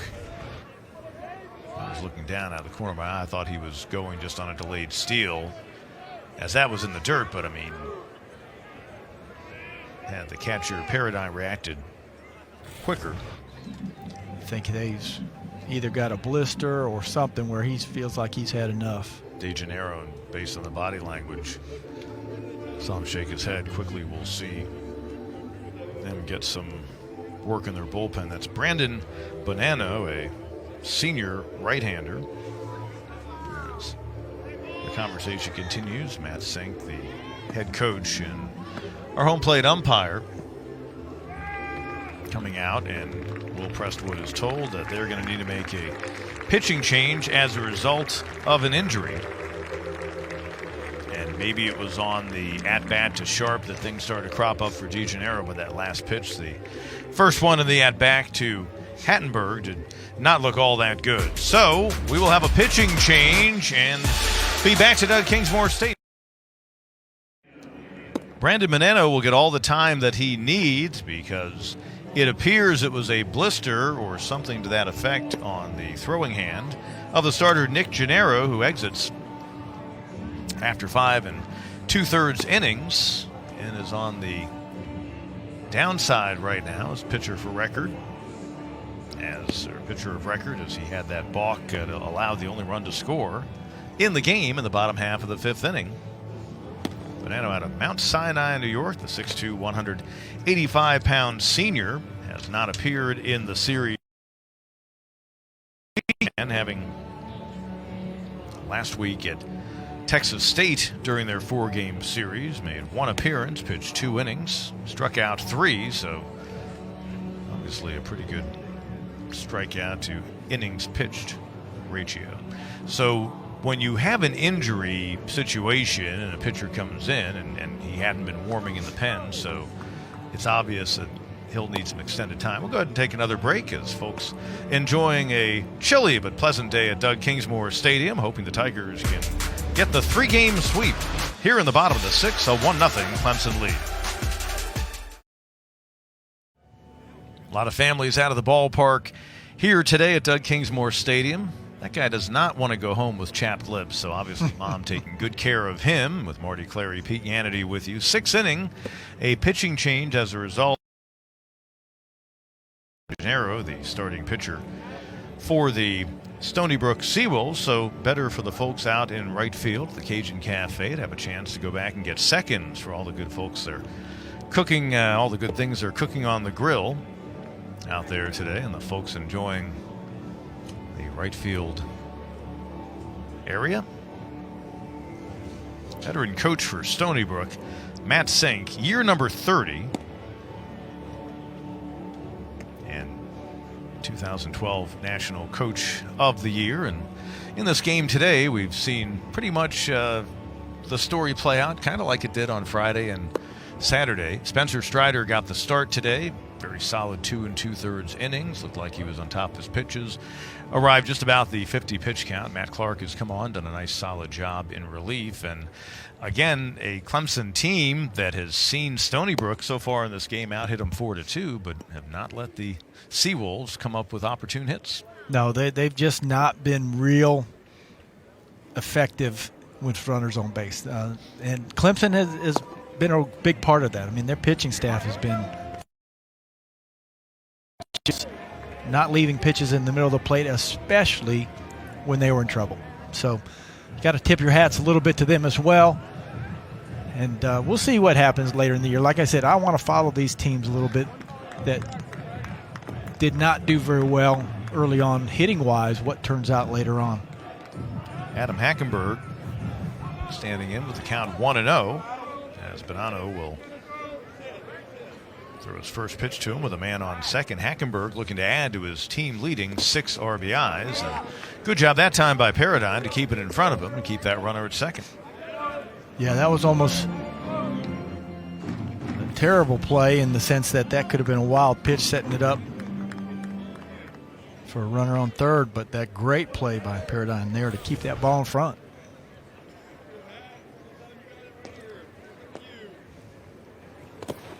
And that time, Paradigm unable to corral it. And Down to third goes Sharp, so he's 90 feet closer with 2 men out. And that's one of the things. When you come in, you think you got to get all your pitches going, when really what you need is to have one that you're throwing for a strike. The rest of them tend to come if you stay in the game long enough, but you got to get that first hitter out, and you got to get ahead. 3-0 count on Hackenberg.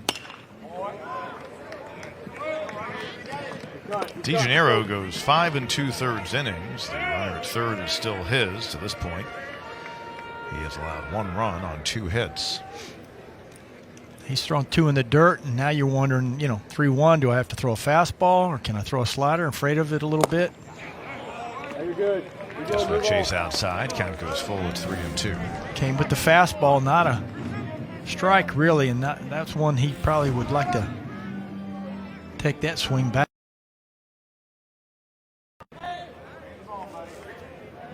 The run that DeGennaro allowed unearned as a result of his throwing error. Had it just been a man at third by way of a hit in the balk, it would have been an earned run. And the count will hold 3-2. Same pitch, about the same location.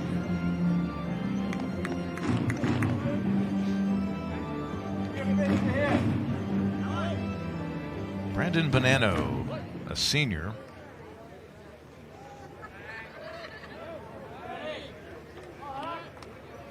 And his first appearance this weekend here at Doug Kingsmore Stadium. Second outing on the year.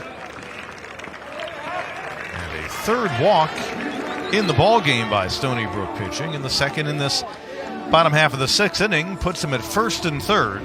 Good job by Paradine to not let Sharp come home. Yeah, that was a short hop. That could have easily skipped by, and could have seen another run coming in another unusual way against Stony Brook, but great play by Paradine. And it looks like he was overthrowing in that sequence to Hackenberg. Now it's righty on lefty. Chad Ferry 0 for 2 today. And the Greenwood area native 0 for 11 so far in his sophomore season playing for Clemson. Opportunity here, though, to have a feel-good moment at the plate for the 6'2", 210-pounder. Yeah, this may be the first pitcher we've seen that's not been really looking like he has command and control of his pitches. You mentioned you played with a guy, or played against a guy from Michigan who was drafted by the Montreal Expos. His granddad, Jim, played in the early days of the Expos back in the early 70s. He's facing a guy, Bonanno, the pitcher for Stony Brook, and his granddad played with a guy named Bacabella for Montreal. Oh. That's strike one. So Canadians represented. I tried to make those two names merge, Chad Ferry, but Jim Ferry on those teams in the early 70s with Montreal that were a work in progress as an expansion ball club that had come into the league in '69. Back with 2 straight strikes comes Bonanno. Back-to-back good fastballs there, and maybe he's finding his rhythm now. Sometimes you come in just the mound.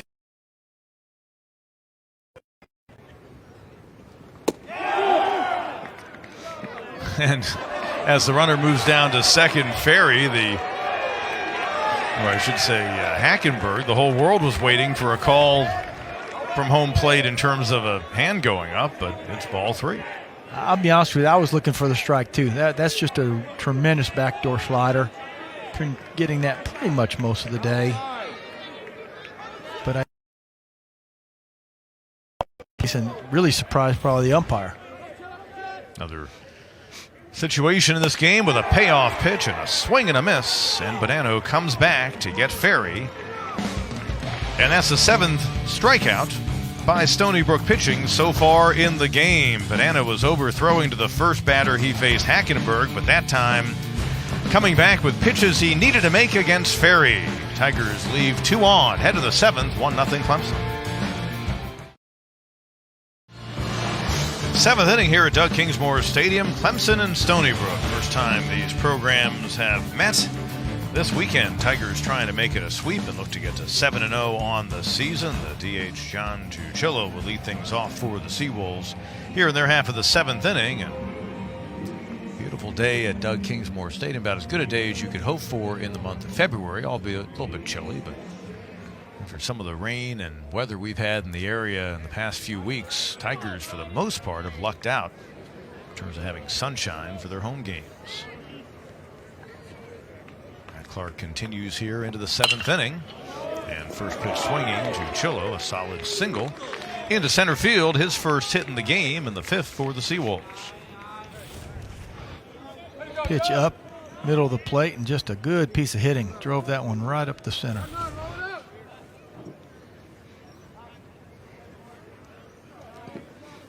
Now what does Stony Brook do? Got to be thinking about getting a runner over or stealing a base. Clark had retired 9 straight Stony Brook batters before that hit. Third time of the game, the leadoff man has been on for the visitors.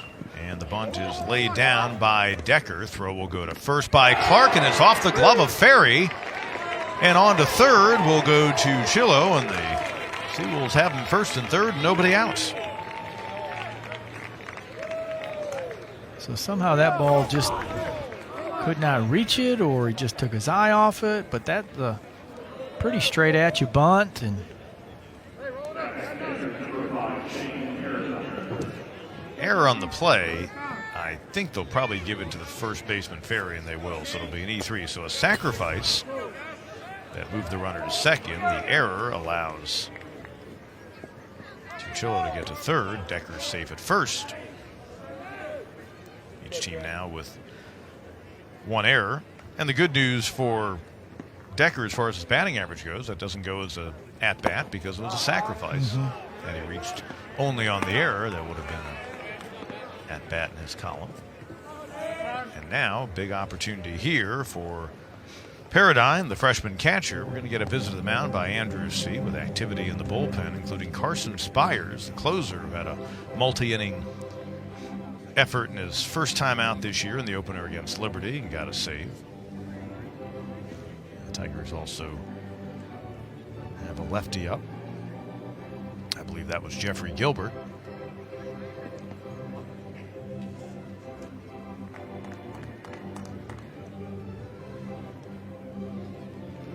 Extended visit.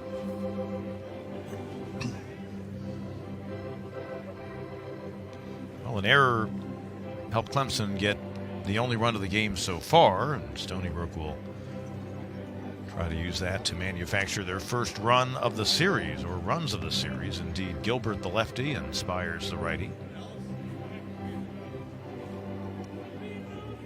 And now a eventual visit by the home plate umpire, Will Prestwood, and Andrew C. will jog back to the Clemson dugout. So Clark,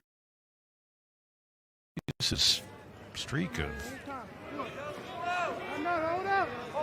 containing Stony Brook, and to start this inning at 9 in a row, and the first 2 batters have reached. I'm sure they talked about the potential of squeeze, what you do, what do you want to do with your pitch, and with the difficulty that Stony Brook's had at turn cross, maybe they can try and sneak one in somehow. Decker, the runner at first, stolen the only base he's attempted so far this season. He'll be chased back. Of course, we saw Clemson try to draw the throw in the past couple of innings with a man on first and a man on third. But in this case, with no one out, you keep an eye on that runner at first because you simply don't want them to have second and third, and still no outs. Skied high and deep to left, but it's going to go well foul. About as hard of a hit ball as we've seen so far this afternoon by either team. Yeah, he definitely was on top of that one, just happened to pull it a little bit foul.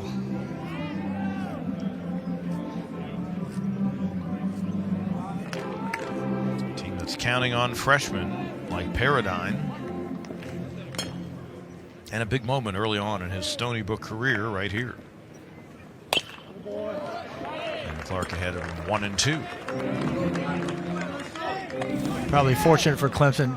This Paradigm's not type hitter that's probably very good at squeezing, bunting type situations. So a little bit fortunate there. Now with 2 strikes, we're going to try and get that slider down and in on his back foot again that got him the last time. Another 1-2 pitch coming from the Tigers' left-hander from Hilton Head. And that one skied on the right side, giving chase Brewer, and able to make the grab in foul territory. Runner will tag and come home, and that's the first run of the series for Stony Brook. A sacrifice fly, an RBI for Paradine. And across comes Tushilo, and that error does indeed come back to roost. Now, later in the game, you probably would have just told him to drop it. But here in the 7th inning for a run that ties it, I think that was the right move, because you don't want to see Stony Brook potentially with 2 men on and no one out have a big inning. And at least now you've got a runner at first, but 1 away. You also, it's close enough to the line. You don't want that to just hit the line as it comes down. It's one.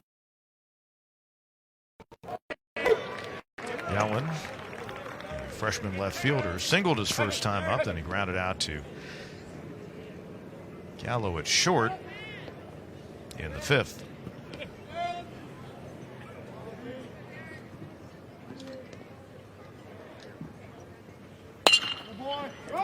Right side, Henderson able to recoup and head on with the throw to first. I don't think he was ever good jump. So 2 away and a man back in scoring position for Stony Brook. I was thinking too, but his body angle always looked like he was just going to get 1.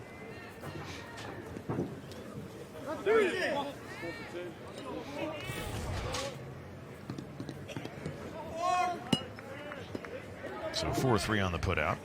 9th place hitter Schwartz, who did a nice job going back on a deep fly in the bottom half of the 6th inning off the bat of Meredith in center field.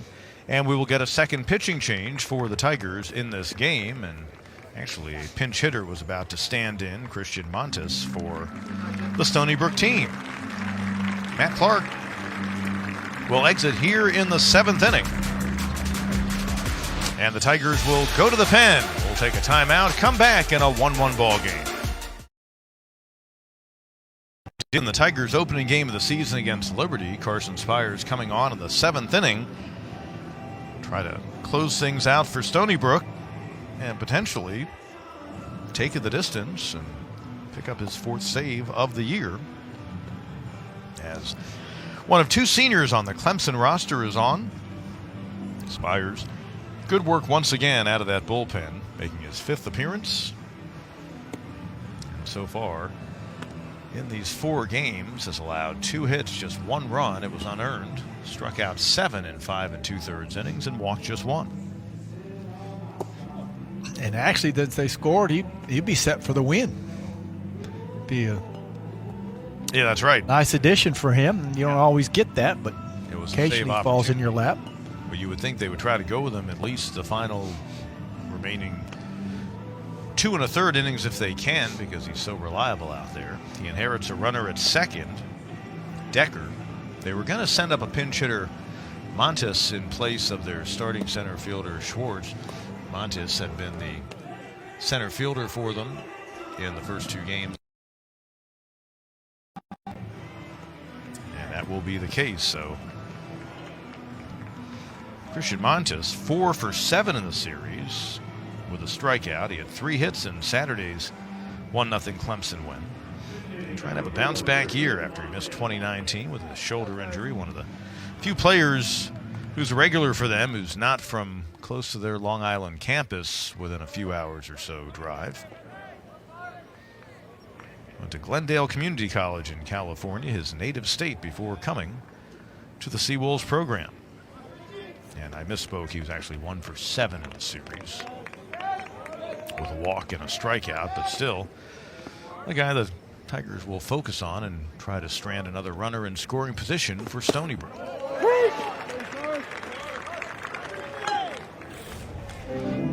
Gets a little bit of that umpire help right there. That ball good 2 or 3 inches outside, but gets the strike and gets ahead 0-1.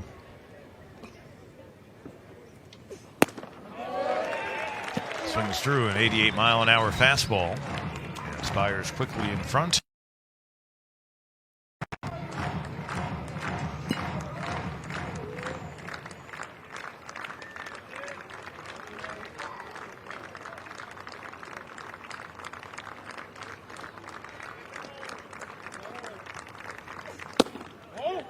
Count goes 1-2. Throws a real hard sinker. You can see just that little dip at the end as it gets to the plate. Gives you a lot of ground balls.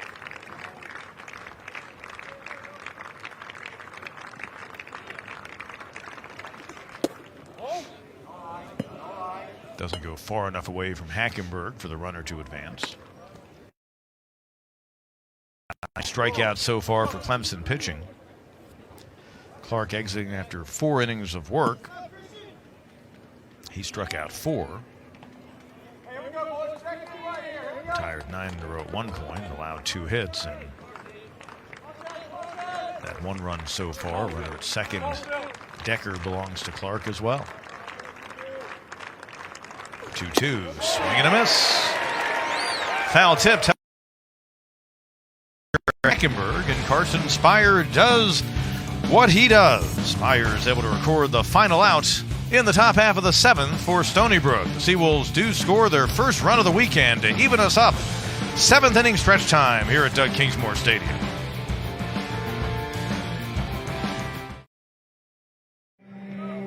Head to the bottom of the 7th, a 1-1 ball game.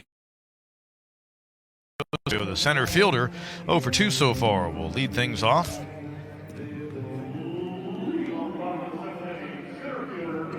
Teodosio and the Tigers looking for a 3rd straight win against Stony Brook.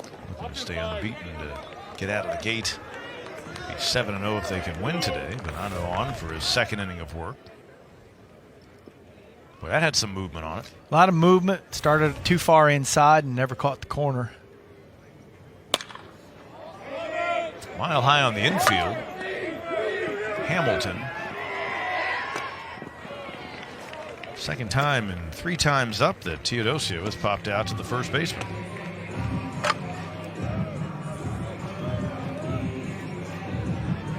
I don't know. It looks like Stony Brook has just a little more jump in their step right now as they finally got a run across. Breaks the ice and the nerves. Dylan Brewer has scored the lone run of the game and is 1 of 2 Clemson hits. Freshman getting a start in right field today.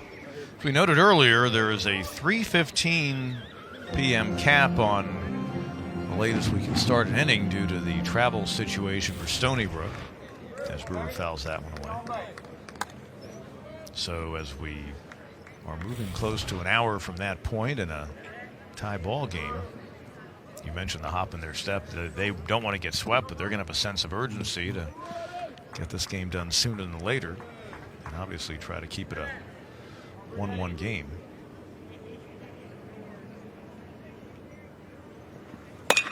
Hard shot. Leutner ate him up at short, but he was able to get the backhand, and he makes the throw. Yeah, just another great defensive play. Stony Brook's proven themselves over and over that they're a solid ball club. They've not scored much to start this season, but pitching and defense, tremendous. No errors for Stony Brook in their 2-0 loss on Friday. They had 1 in the ball game yesterday and 1 so far today, and that was a big one by the starter DeGennaro, who, by the way, now is off the hook for the loss. But Clemson's 1 run is courtesy of a throwing error. That allowed Brewer to move over to third base in the 5th inning. Then he eventually came home on the balk, which isn't an error, but obviously an issue caused by the pitcher. 2 away. Pierce Gallo, the Tigers' starting shortstop today. And that's strike number 1 to him. Gallo walked his last time up, was robbed of a hit in the alley by John Decker in the third inning, a shot in the right center field alley.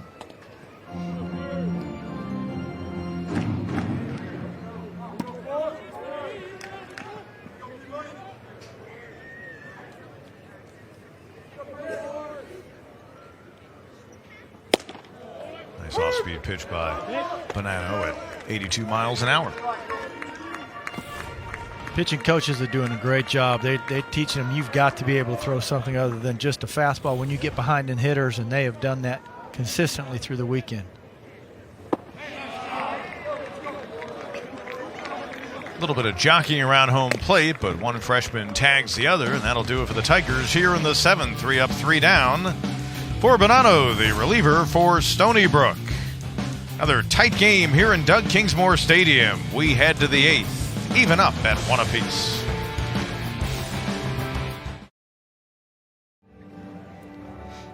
Top of the order for Stony Brook here in the 8th. Brett Paulson, the freshman second baseman. He's the one who's been having a good series for him. He had 3 hits in Saturday's game. He is 0 for 2 today. He's now 4 out of 9 on the weekend.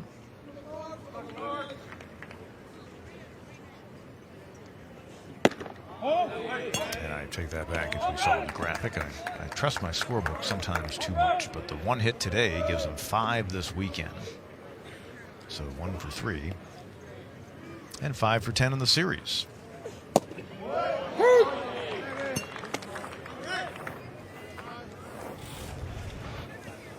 Spires getting a little bit of help from the umpire right there, and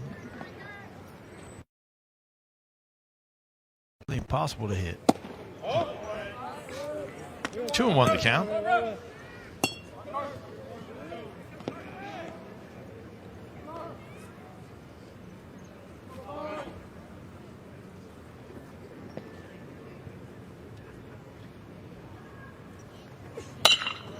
Fights that one off inside.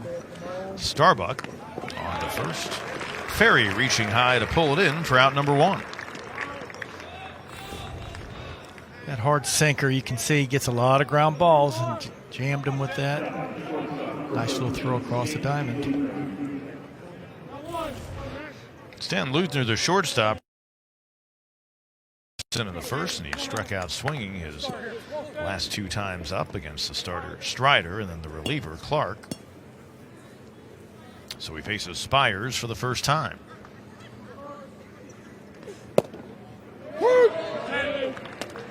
Again, first pitch strikes magic for a pitcher. It sure is. Gives you so many options and variables and puts doubts in a hitter's mind.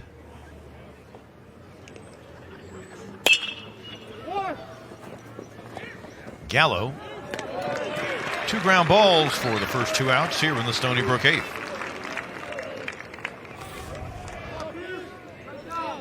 Slider up. He had a good swing at it, just right at the shortstop for an easy throw.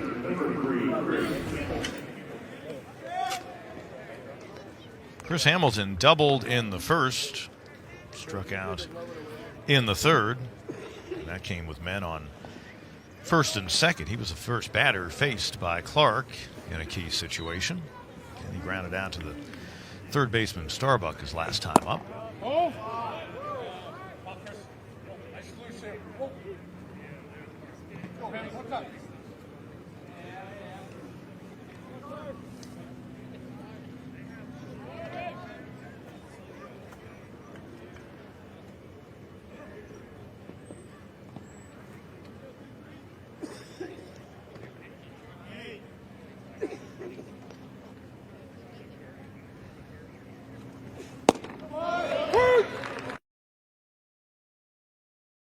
Bunt for a base hit. Got down the line well, but called out. Replay did not overturn it. It was a mighty close play at first. Nice inside pitch that time by Spires. In his first AB yesterday, he laid down a bunt for a base hit. Just fantastic bunt. I don't know that I expect my third hitter in the lineup to be my bunting like that, but pretty impressive. Spires struck out the first batter he faced, Montez, when he came on in the 7th to close out the inning with a run in and a man on second. And he gets a called third strike for his second K in relief. Stony Brook goes in order in the 8th. Bottom half coming up. 1-1 our score. 1-1 game as we head to the bottom of the 8th. Both runs coming home without the ball being put in play. Will Presswood, the home plate umpire, calls the balk on Nick DeGennaro, the starter for Stony Brook, and that allowed the Tigers to get their lone run. Dylan Brewer came across. Then check it out. Brewer involved in the run for Stony Brook. Did the right thing, made the catch in foul territory with a man on third and no one out. Ended up being a sacrifice fly. RBI for Shane Paradine, the catcher for Stony Brook. And as a result, 1-1 as we head to the bottom of the 8th. So the Tigers trying to come up with some late magic once again to stay unbeaten on the young season. Yeah, hits, runs, runners. Haven't been a ton of them. Third time up for Max Starbuck, the freshman third baseman. Caught looking his last time. That came against DeGennaro, who retired 13 in a row at one stage during his start before exiting with what looked like an issue with his throwing hand. Maybe a blister of some kind. I'm assuming that. It may not have been. Yeah. I just know when I've thrown a lot of sliders, that starts burning on the inside part of that middle finger, and a lot of times it just gets to where it's just too painful to pull off of it anymore.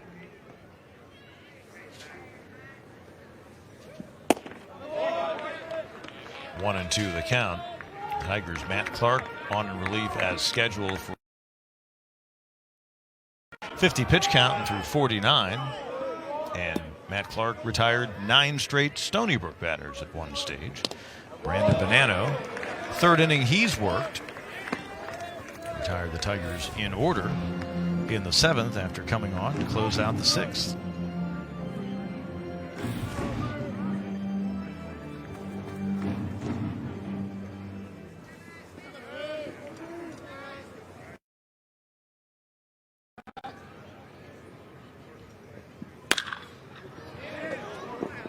Right field, Decker.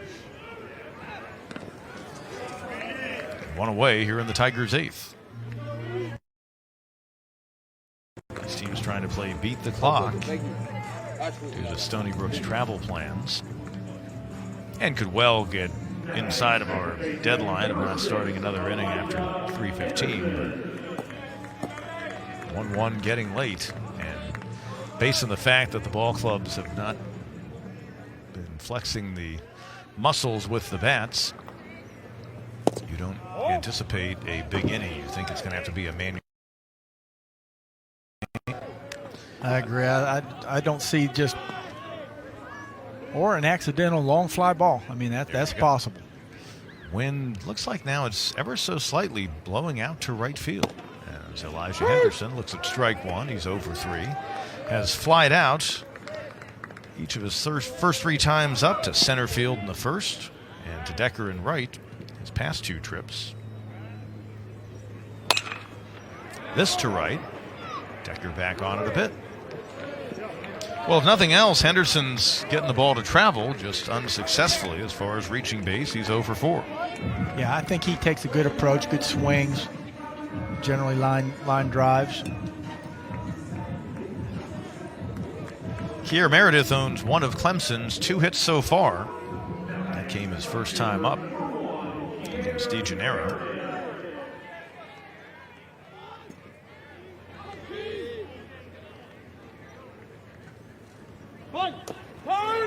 Trying to bunt for a hit. Instead, he'll get to first via the hit by pitch. And for Kier Meredith, it's the 4th time this season getting hit by the baseball. You can see it just diving in, got his calf a little bit, and that's back-to-back games being hit in his legs, which are so important. Tiger batters have hit in 18 innings the first 2 days, and then another 7 and 2/3 here today. So in 25 and 2/3 innings so far this weekend, Clemson has scored runs in 3 of them. It's Davis Sharp batting and Meredith at first, and he'll get the attention of Bonanno, no doubt, with that great speed. Having already stolen a base in the ball game today, he's now 2 for 4 on the season in that category.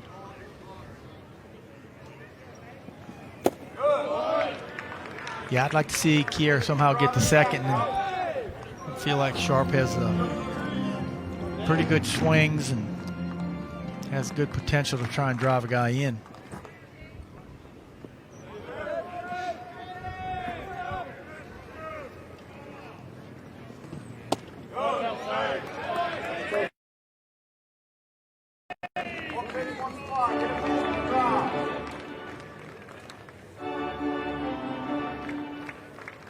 The count on Sharp.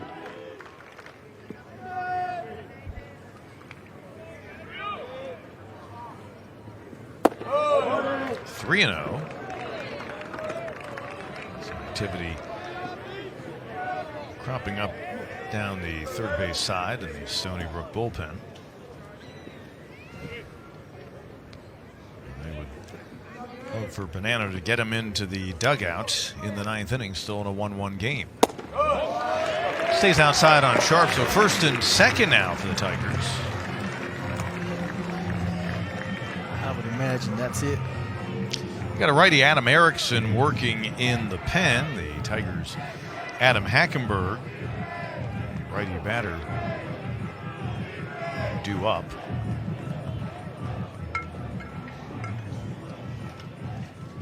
Once again, a mound visit by the head coach, Matt Sink.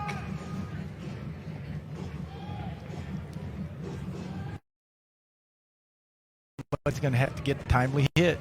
It's not been a ton of them today, but the one who can get that one where runners in scoring position is going to probably take this game. Second straight time that Sharp has walked in the game. The Tigers have reached via the walk 4 times.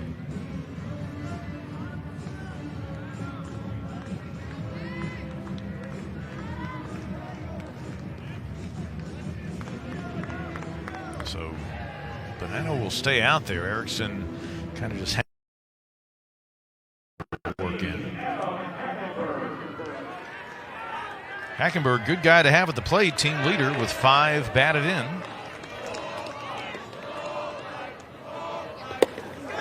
Paradine, and down to third goes Meredith. So 90 feet closer, Kier Meredith. Sharp stays at first. So funny how things come around with your rhythm, your confidence. When he first came in, that's what he did too. Bounced it in 2 or 3, 4. Looked like he had no control. And then all of a sudden he locked in.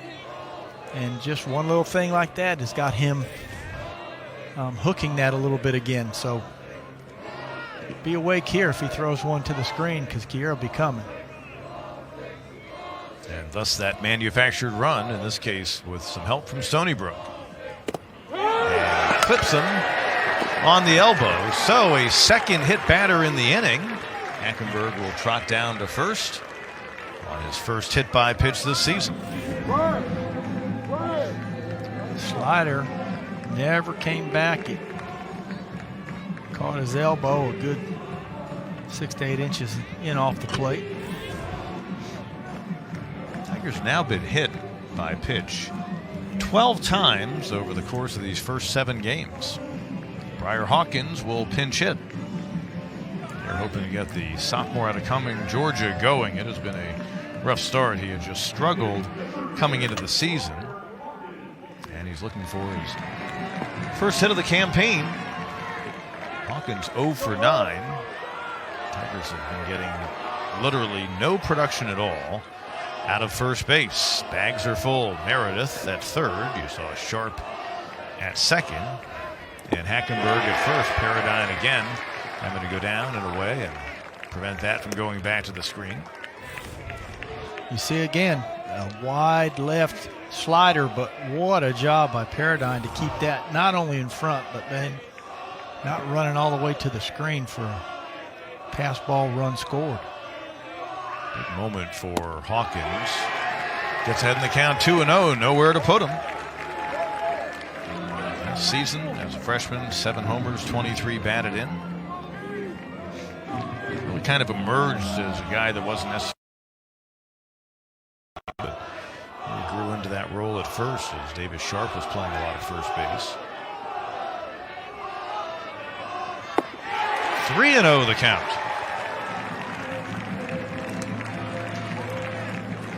You'd be taking one, and then you're in as good a advantage as you'll ever have as a hitter.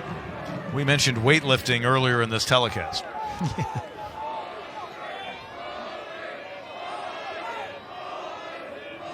Hitters count, bags full, 2 away in the 8th, and a 1-1 game, and the Tigers move back in front.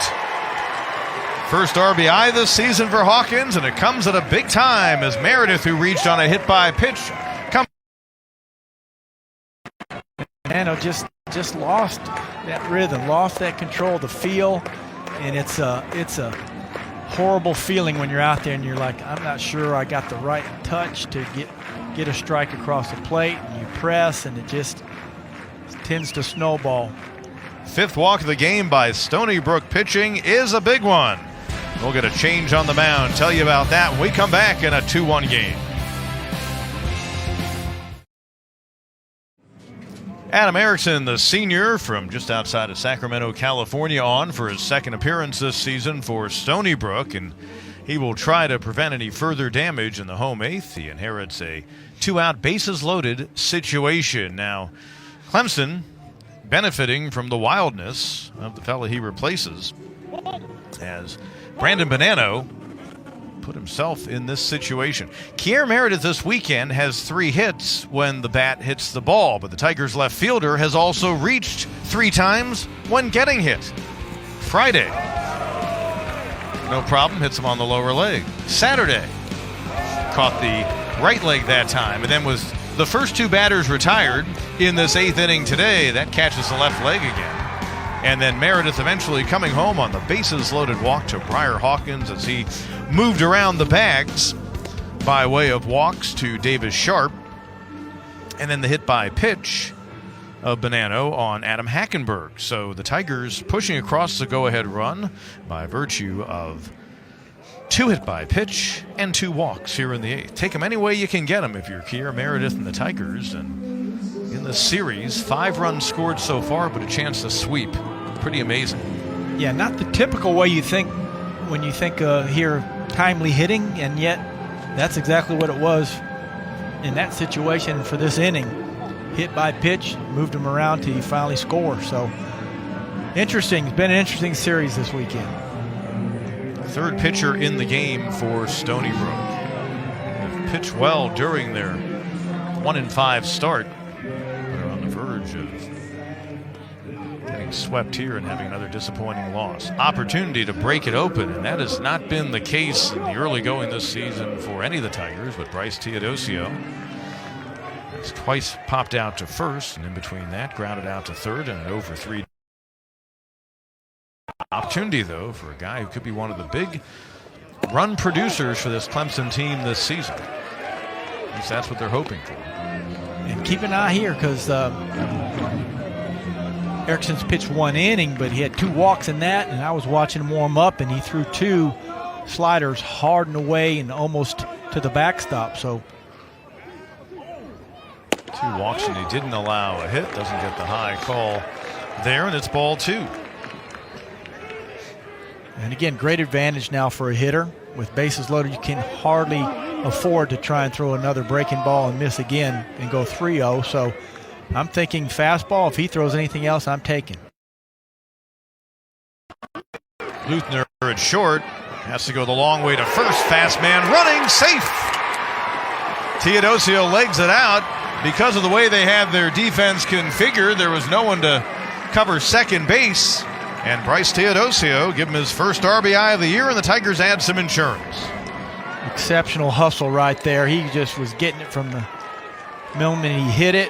A little less on that throw. And, well, another one that's just bang, bang. Just the third hit in the game for Clemson. A 3-1 ball game. Matching their combined total for Friday and Saturday. Now the player who factored into the first 2 runs in this game on either side, Dylan Brewer, who scored in a balk and then made the catch in foul territory and right on a sac fly in the top half of the 7th for Stony Brook. Brewer a chance to break this thing open. Good backdoor slider by Erickson right there.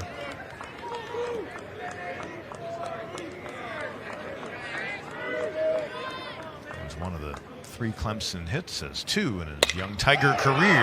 Right field Decker has it lined up, and that'll do it for the Tigers here in the home 8th, but they get a couple of runs by benefit of batters being hit by pitches, by walks, and a hustle infield hit for Bryce Teodosio. That got Davis Sharp in a 3-1 game as we head to the 9th.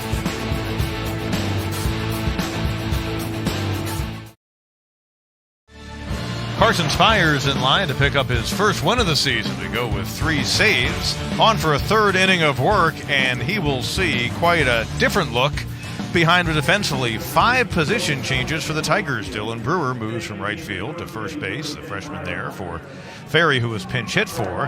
Bo Mikowski out in right field.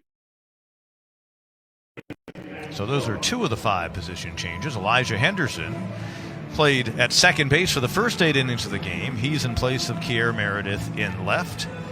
There's Mikowski in right. Those guys flanking Bryce Teodosio, who remains in center.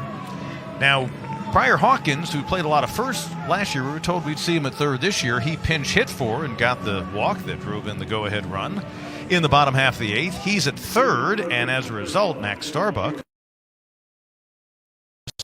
The 9th inning begins with Evan Giordano, the third baseman for Stony Brook, who's 1 for 3, leading it off. And the Seawolves will try to rally from 2 down in the 9th inning for a second time in this series. Friday, they left the bases loaded in the 9th and a 2-0 Clemson win. And Spires ahead in the count, 0-2. And that's all you want to do is don't give them any hope. Just pound the glove, let your defense take over. Keep that pressure on them. The ball moved. Was that a 2-seamer because the ball moved into the batter? It was actually a backup slider. He tried to cut it in. That's what messed the hitter up so badly, is he was thinking it was going to come back across the plate, and it just kind of spun into him. 1-2. Giordano expected to be one of their better hitters. He had just .229 last year, but out of the gate at .429 coming into the ball game today.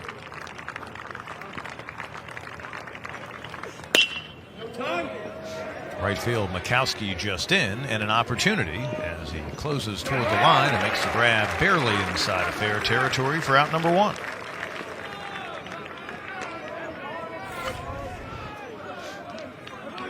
A little bit of wind.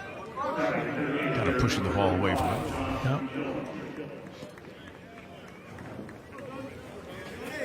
John Tuccillo has scored the only run this weekend for Stony Brook. He singled and came home on a sacrifice fly by Paradine in the 7th inning. The DH today, their primary catcher, and he fouls away the first pitch he sees from Spires. And that's exactly what you want to do. Just keep throwing strikes. Try not to let it be middle of the plate, but don't get so fine that you get behind hitters and give them excitement and hope. Just try and bury it in there.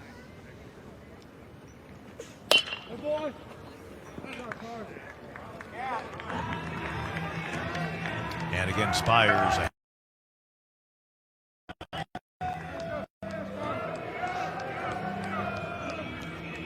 You know, we talked about good defense all this series by both teams, but that's also improved because of good pitching when you're throwing strikes and not letting them stand around before action takes place. Called strike 3. Third strikeout, second looking, recorded by the Tigers right-hander. Spires knew that before it ever got to the plate. You can almost see him walking it into a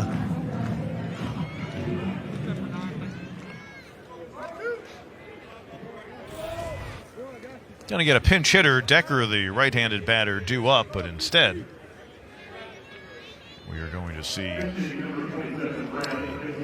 lefty hitter instead for Stony Brook, Brad Hipsley, sophomore infielder out of Saratoga Springs, New York.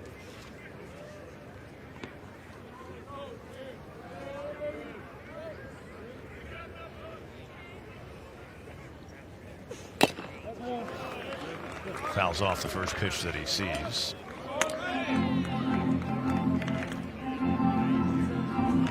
Boy, great job by Spires. He is just eating up the strike zone. Before hitters know it, they're 0-2. Hipsley 0 for 3 with a walk as the DH in Saturday's game. Oh. 1-1 the count. 0 for 10 on the season, with the last hope for the Seawolves, who are 1 out away from falling 1-6. Tigers on the verge of going 7-0, and now 1 strike from doing just that. Almost unfair, pounding it in there, and then first time the guy's up, he throws 1-1 changeup that's just perfect location. Pitching strong once again for this Clemson team. Strider started. Innings, and Spires trying to get his first win of the year, but it'll take one more pitch to do that. One of those where the catch that way probably would have gotten that call, but he was outside and had to jump back in to catch that ball. 1-1 going to the bottom of the 8th. Tigers pushing across 2 runs with the help of 2 hit batters, 2 walks, and a hustling infield hit RBI by Bryce Teodosio. And a full count now. He overthrew that last one a little bit, the excitement of last out, maybe a strikeout, and just overthrew it. Just needs to have its movement. And a 2-out walk. First free pass in the game issued by Clemson pitching. At this point, if things stand the way they are, the Tigers team ERA of 0.82 will diminish further. Another pinch hitter.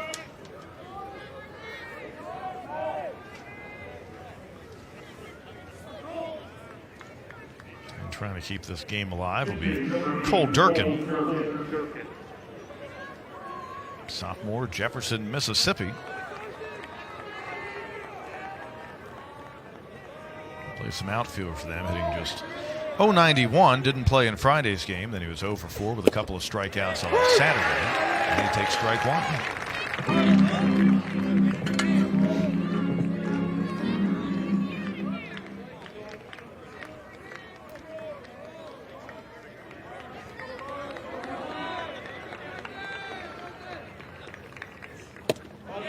I don't know if the runner at first, Hipsley, will get a whole lot of attention from Spires. Nope, really no reason at this point.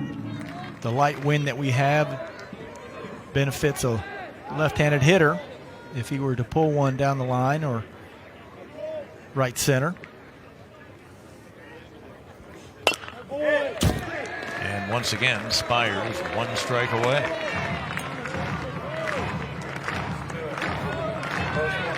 One hit in 11 at-bats this season. And that was a single.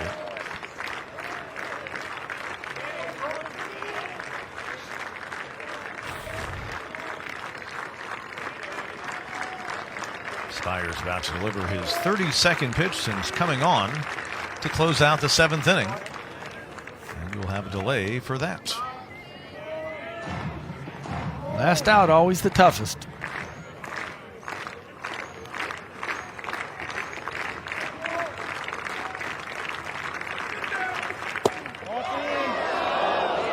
That is a 2-2.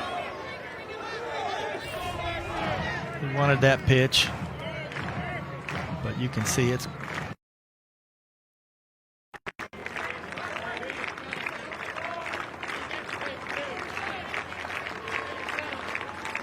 2-2. In the air to right, pretty well hit. Mikowski toward the line, and he makes the catch. And an exclamation point defensively to close out a series sweeping win 3-1 for the Tigers against Stony Brook. Bo Mikowski was pretty active in the half inning of work he got defensively, recording 2 of the outs in the 9th inning, and certainly one with a flair as the brooms come out here at Doug Kingsmore Stadium. It just exemplifies the way the games were all weekend. Great defense, and look at that. I mean, the wall's right there at it. He never takes his eye off. He makes the play, and bam, hits the fence, and excited. Pretty good for getting in the ball game for defensive purposes in the 9th inning, and good thing he stretched out because he was moving all over the place. Tigers improved to 7-0 on the season. Stony Brook, in the first ever series meetings against Clemson, falls to 1-6. The Clemson team that once again did it with pitching and taking advantage of opportunities at the plate. Yeah, you can't take your hats off to Strider. You know, you're worried about him. Was he going to be able to do it? And it looks like he's on, and Clemson's on a roll right now. Tigers now get ready for a Tuesday game at 4 p.m. against ETSU. Marty, as always, been a real pleasure. 3-1, Clemson with the victory. On behalf of our fine crew and Marty Clary, Pete Hannity saying so long. This has been a presentation of ESPN.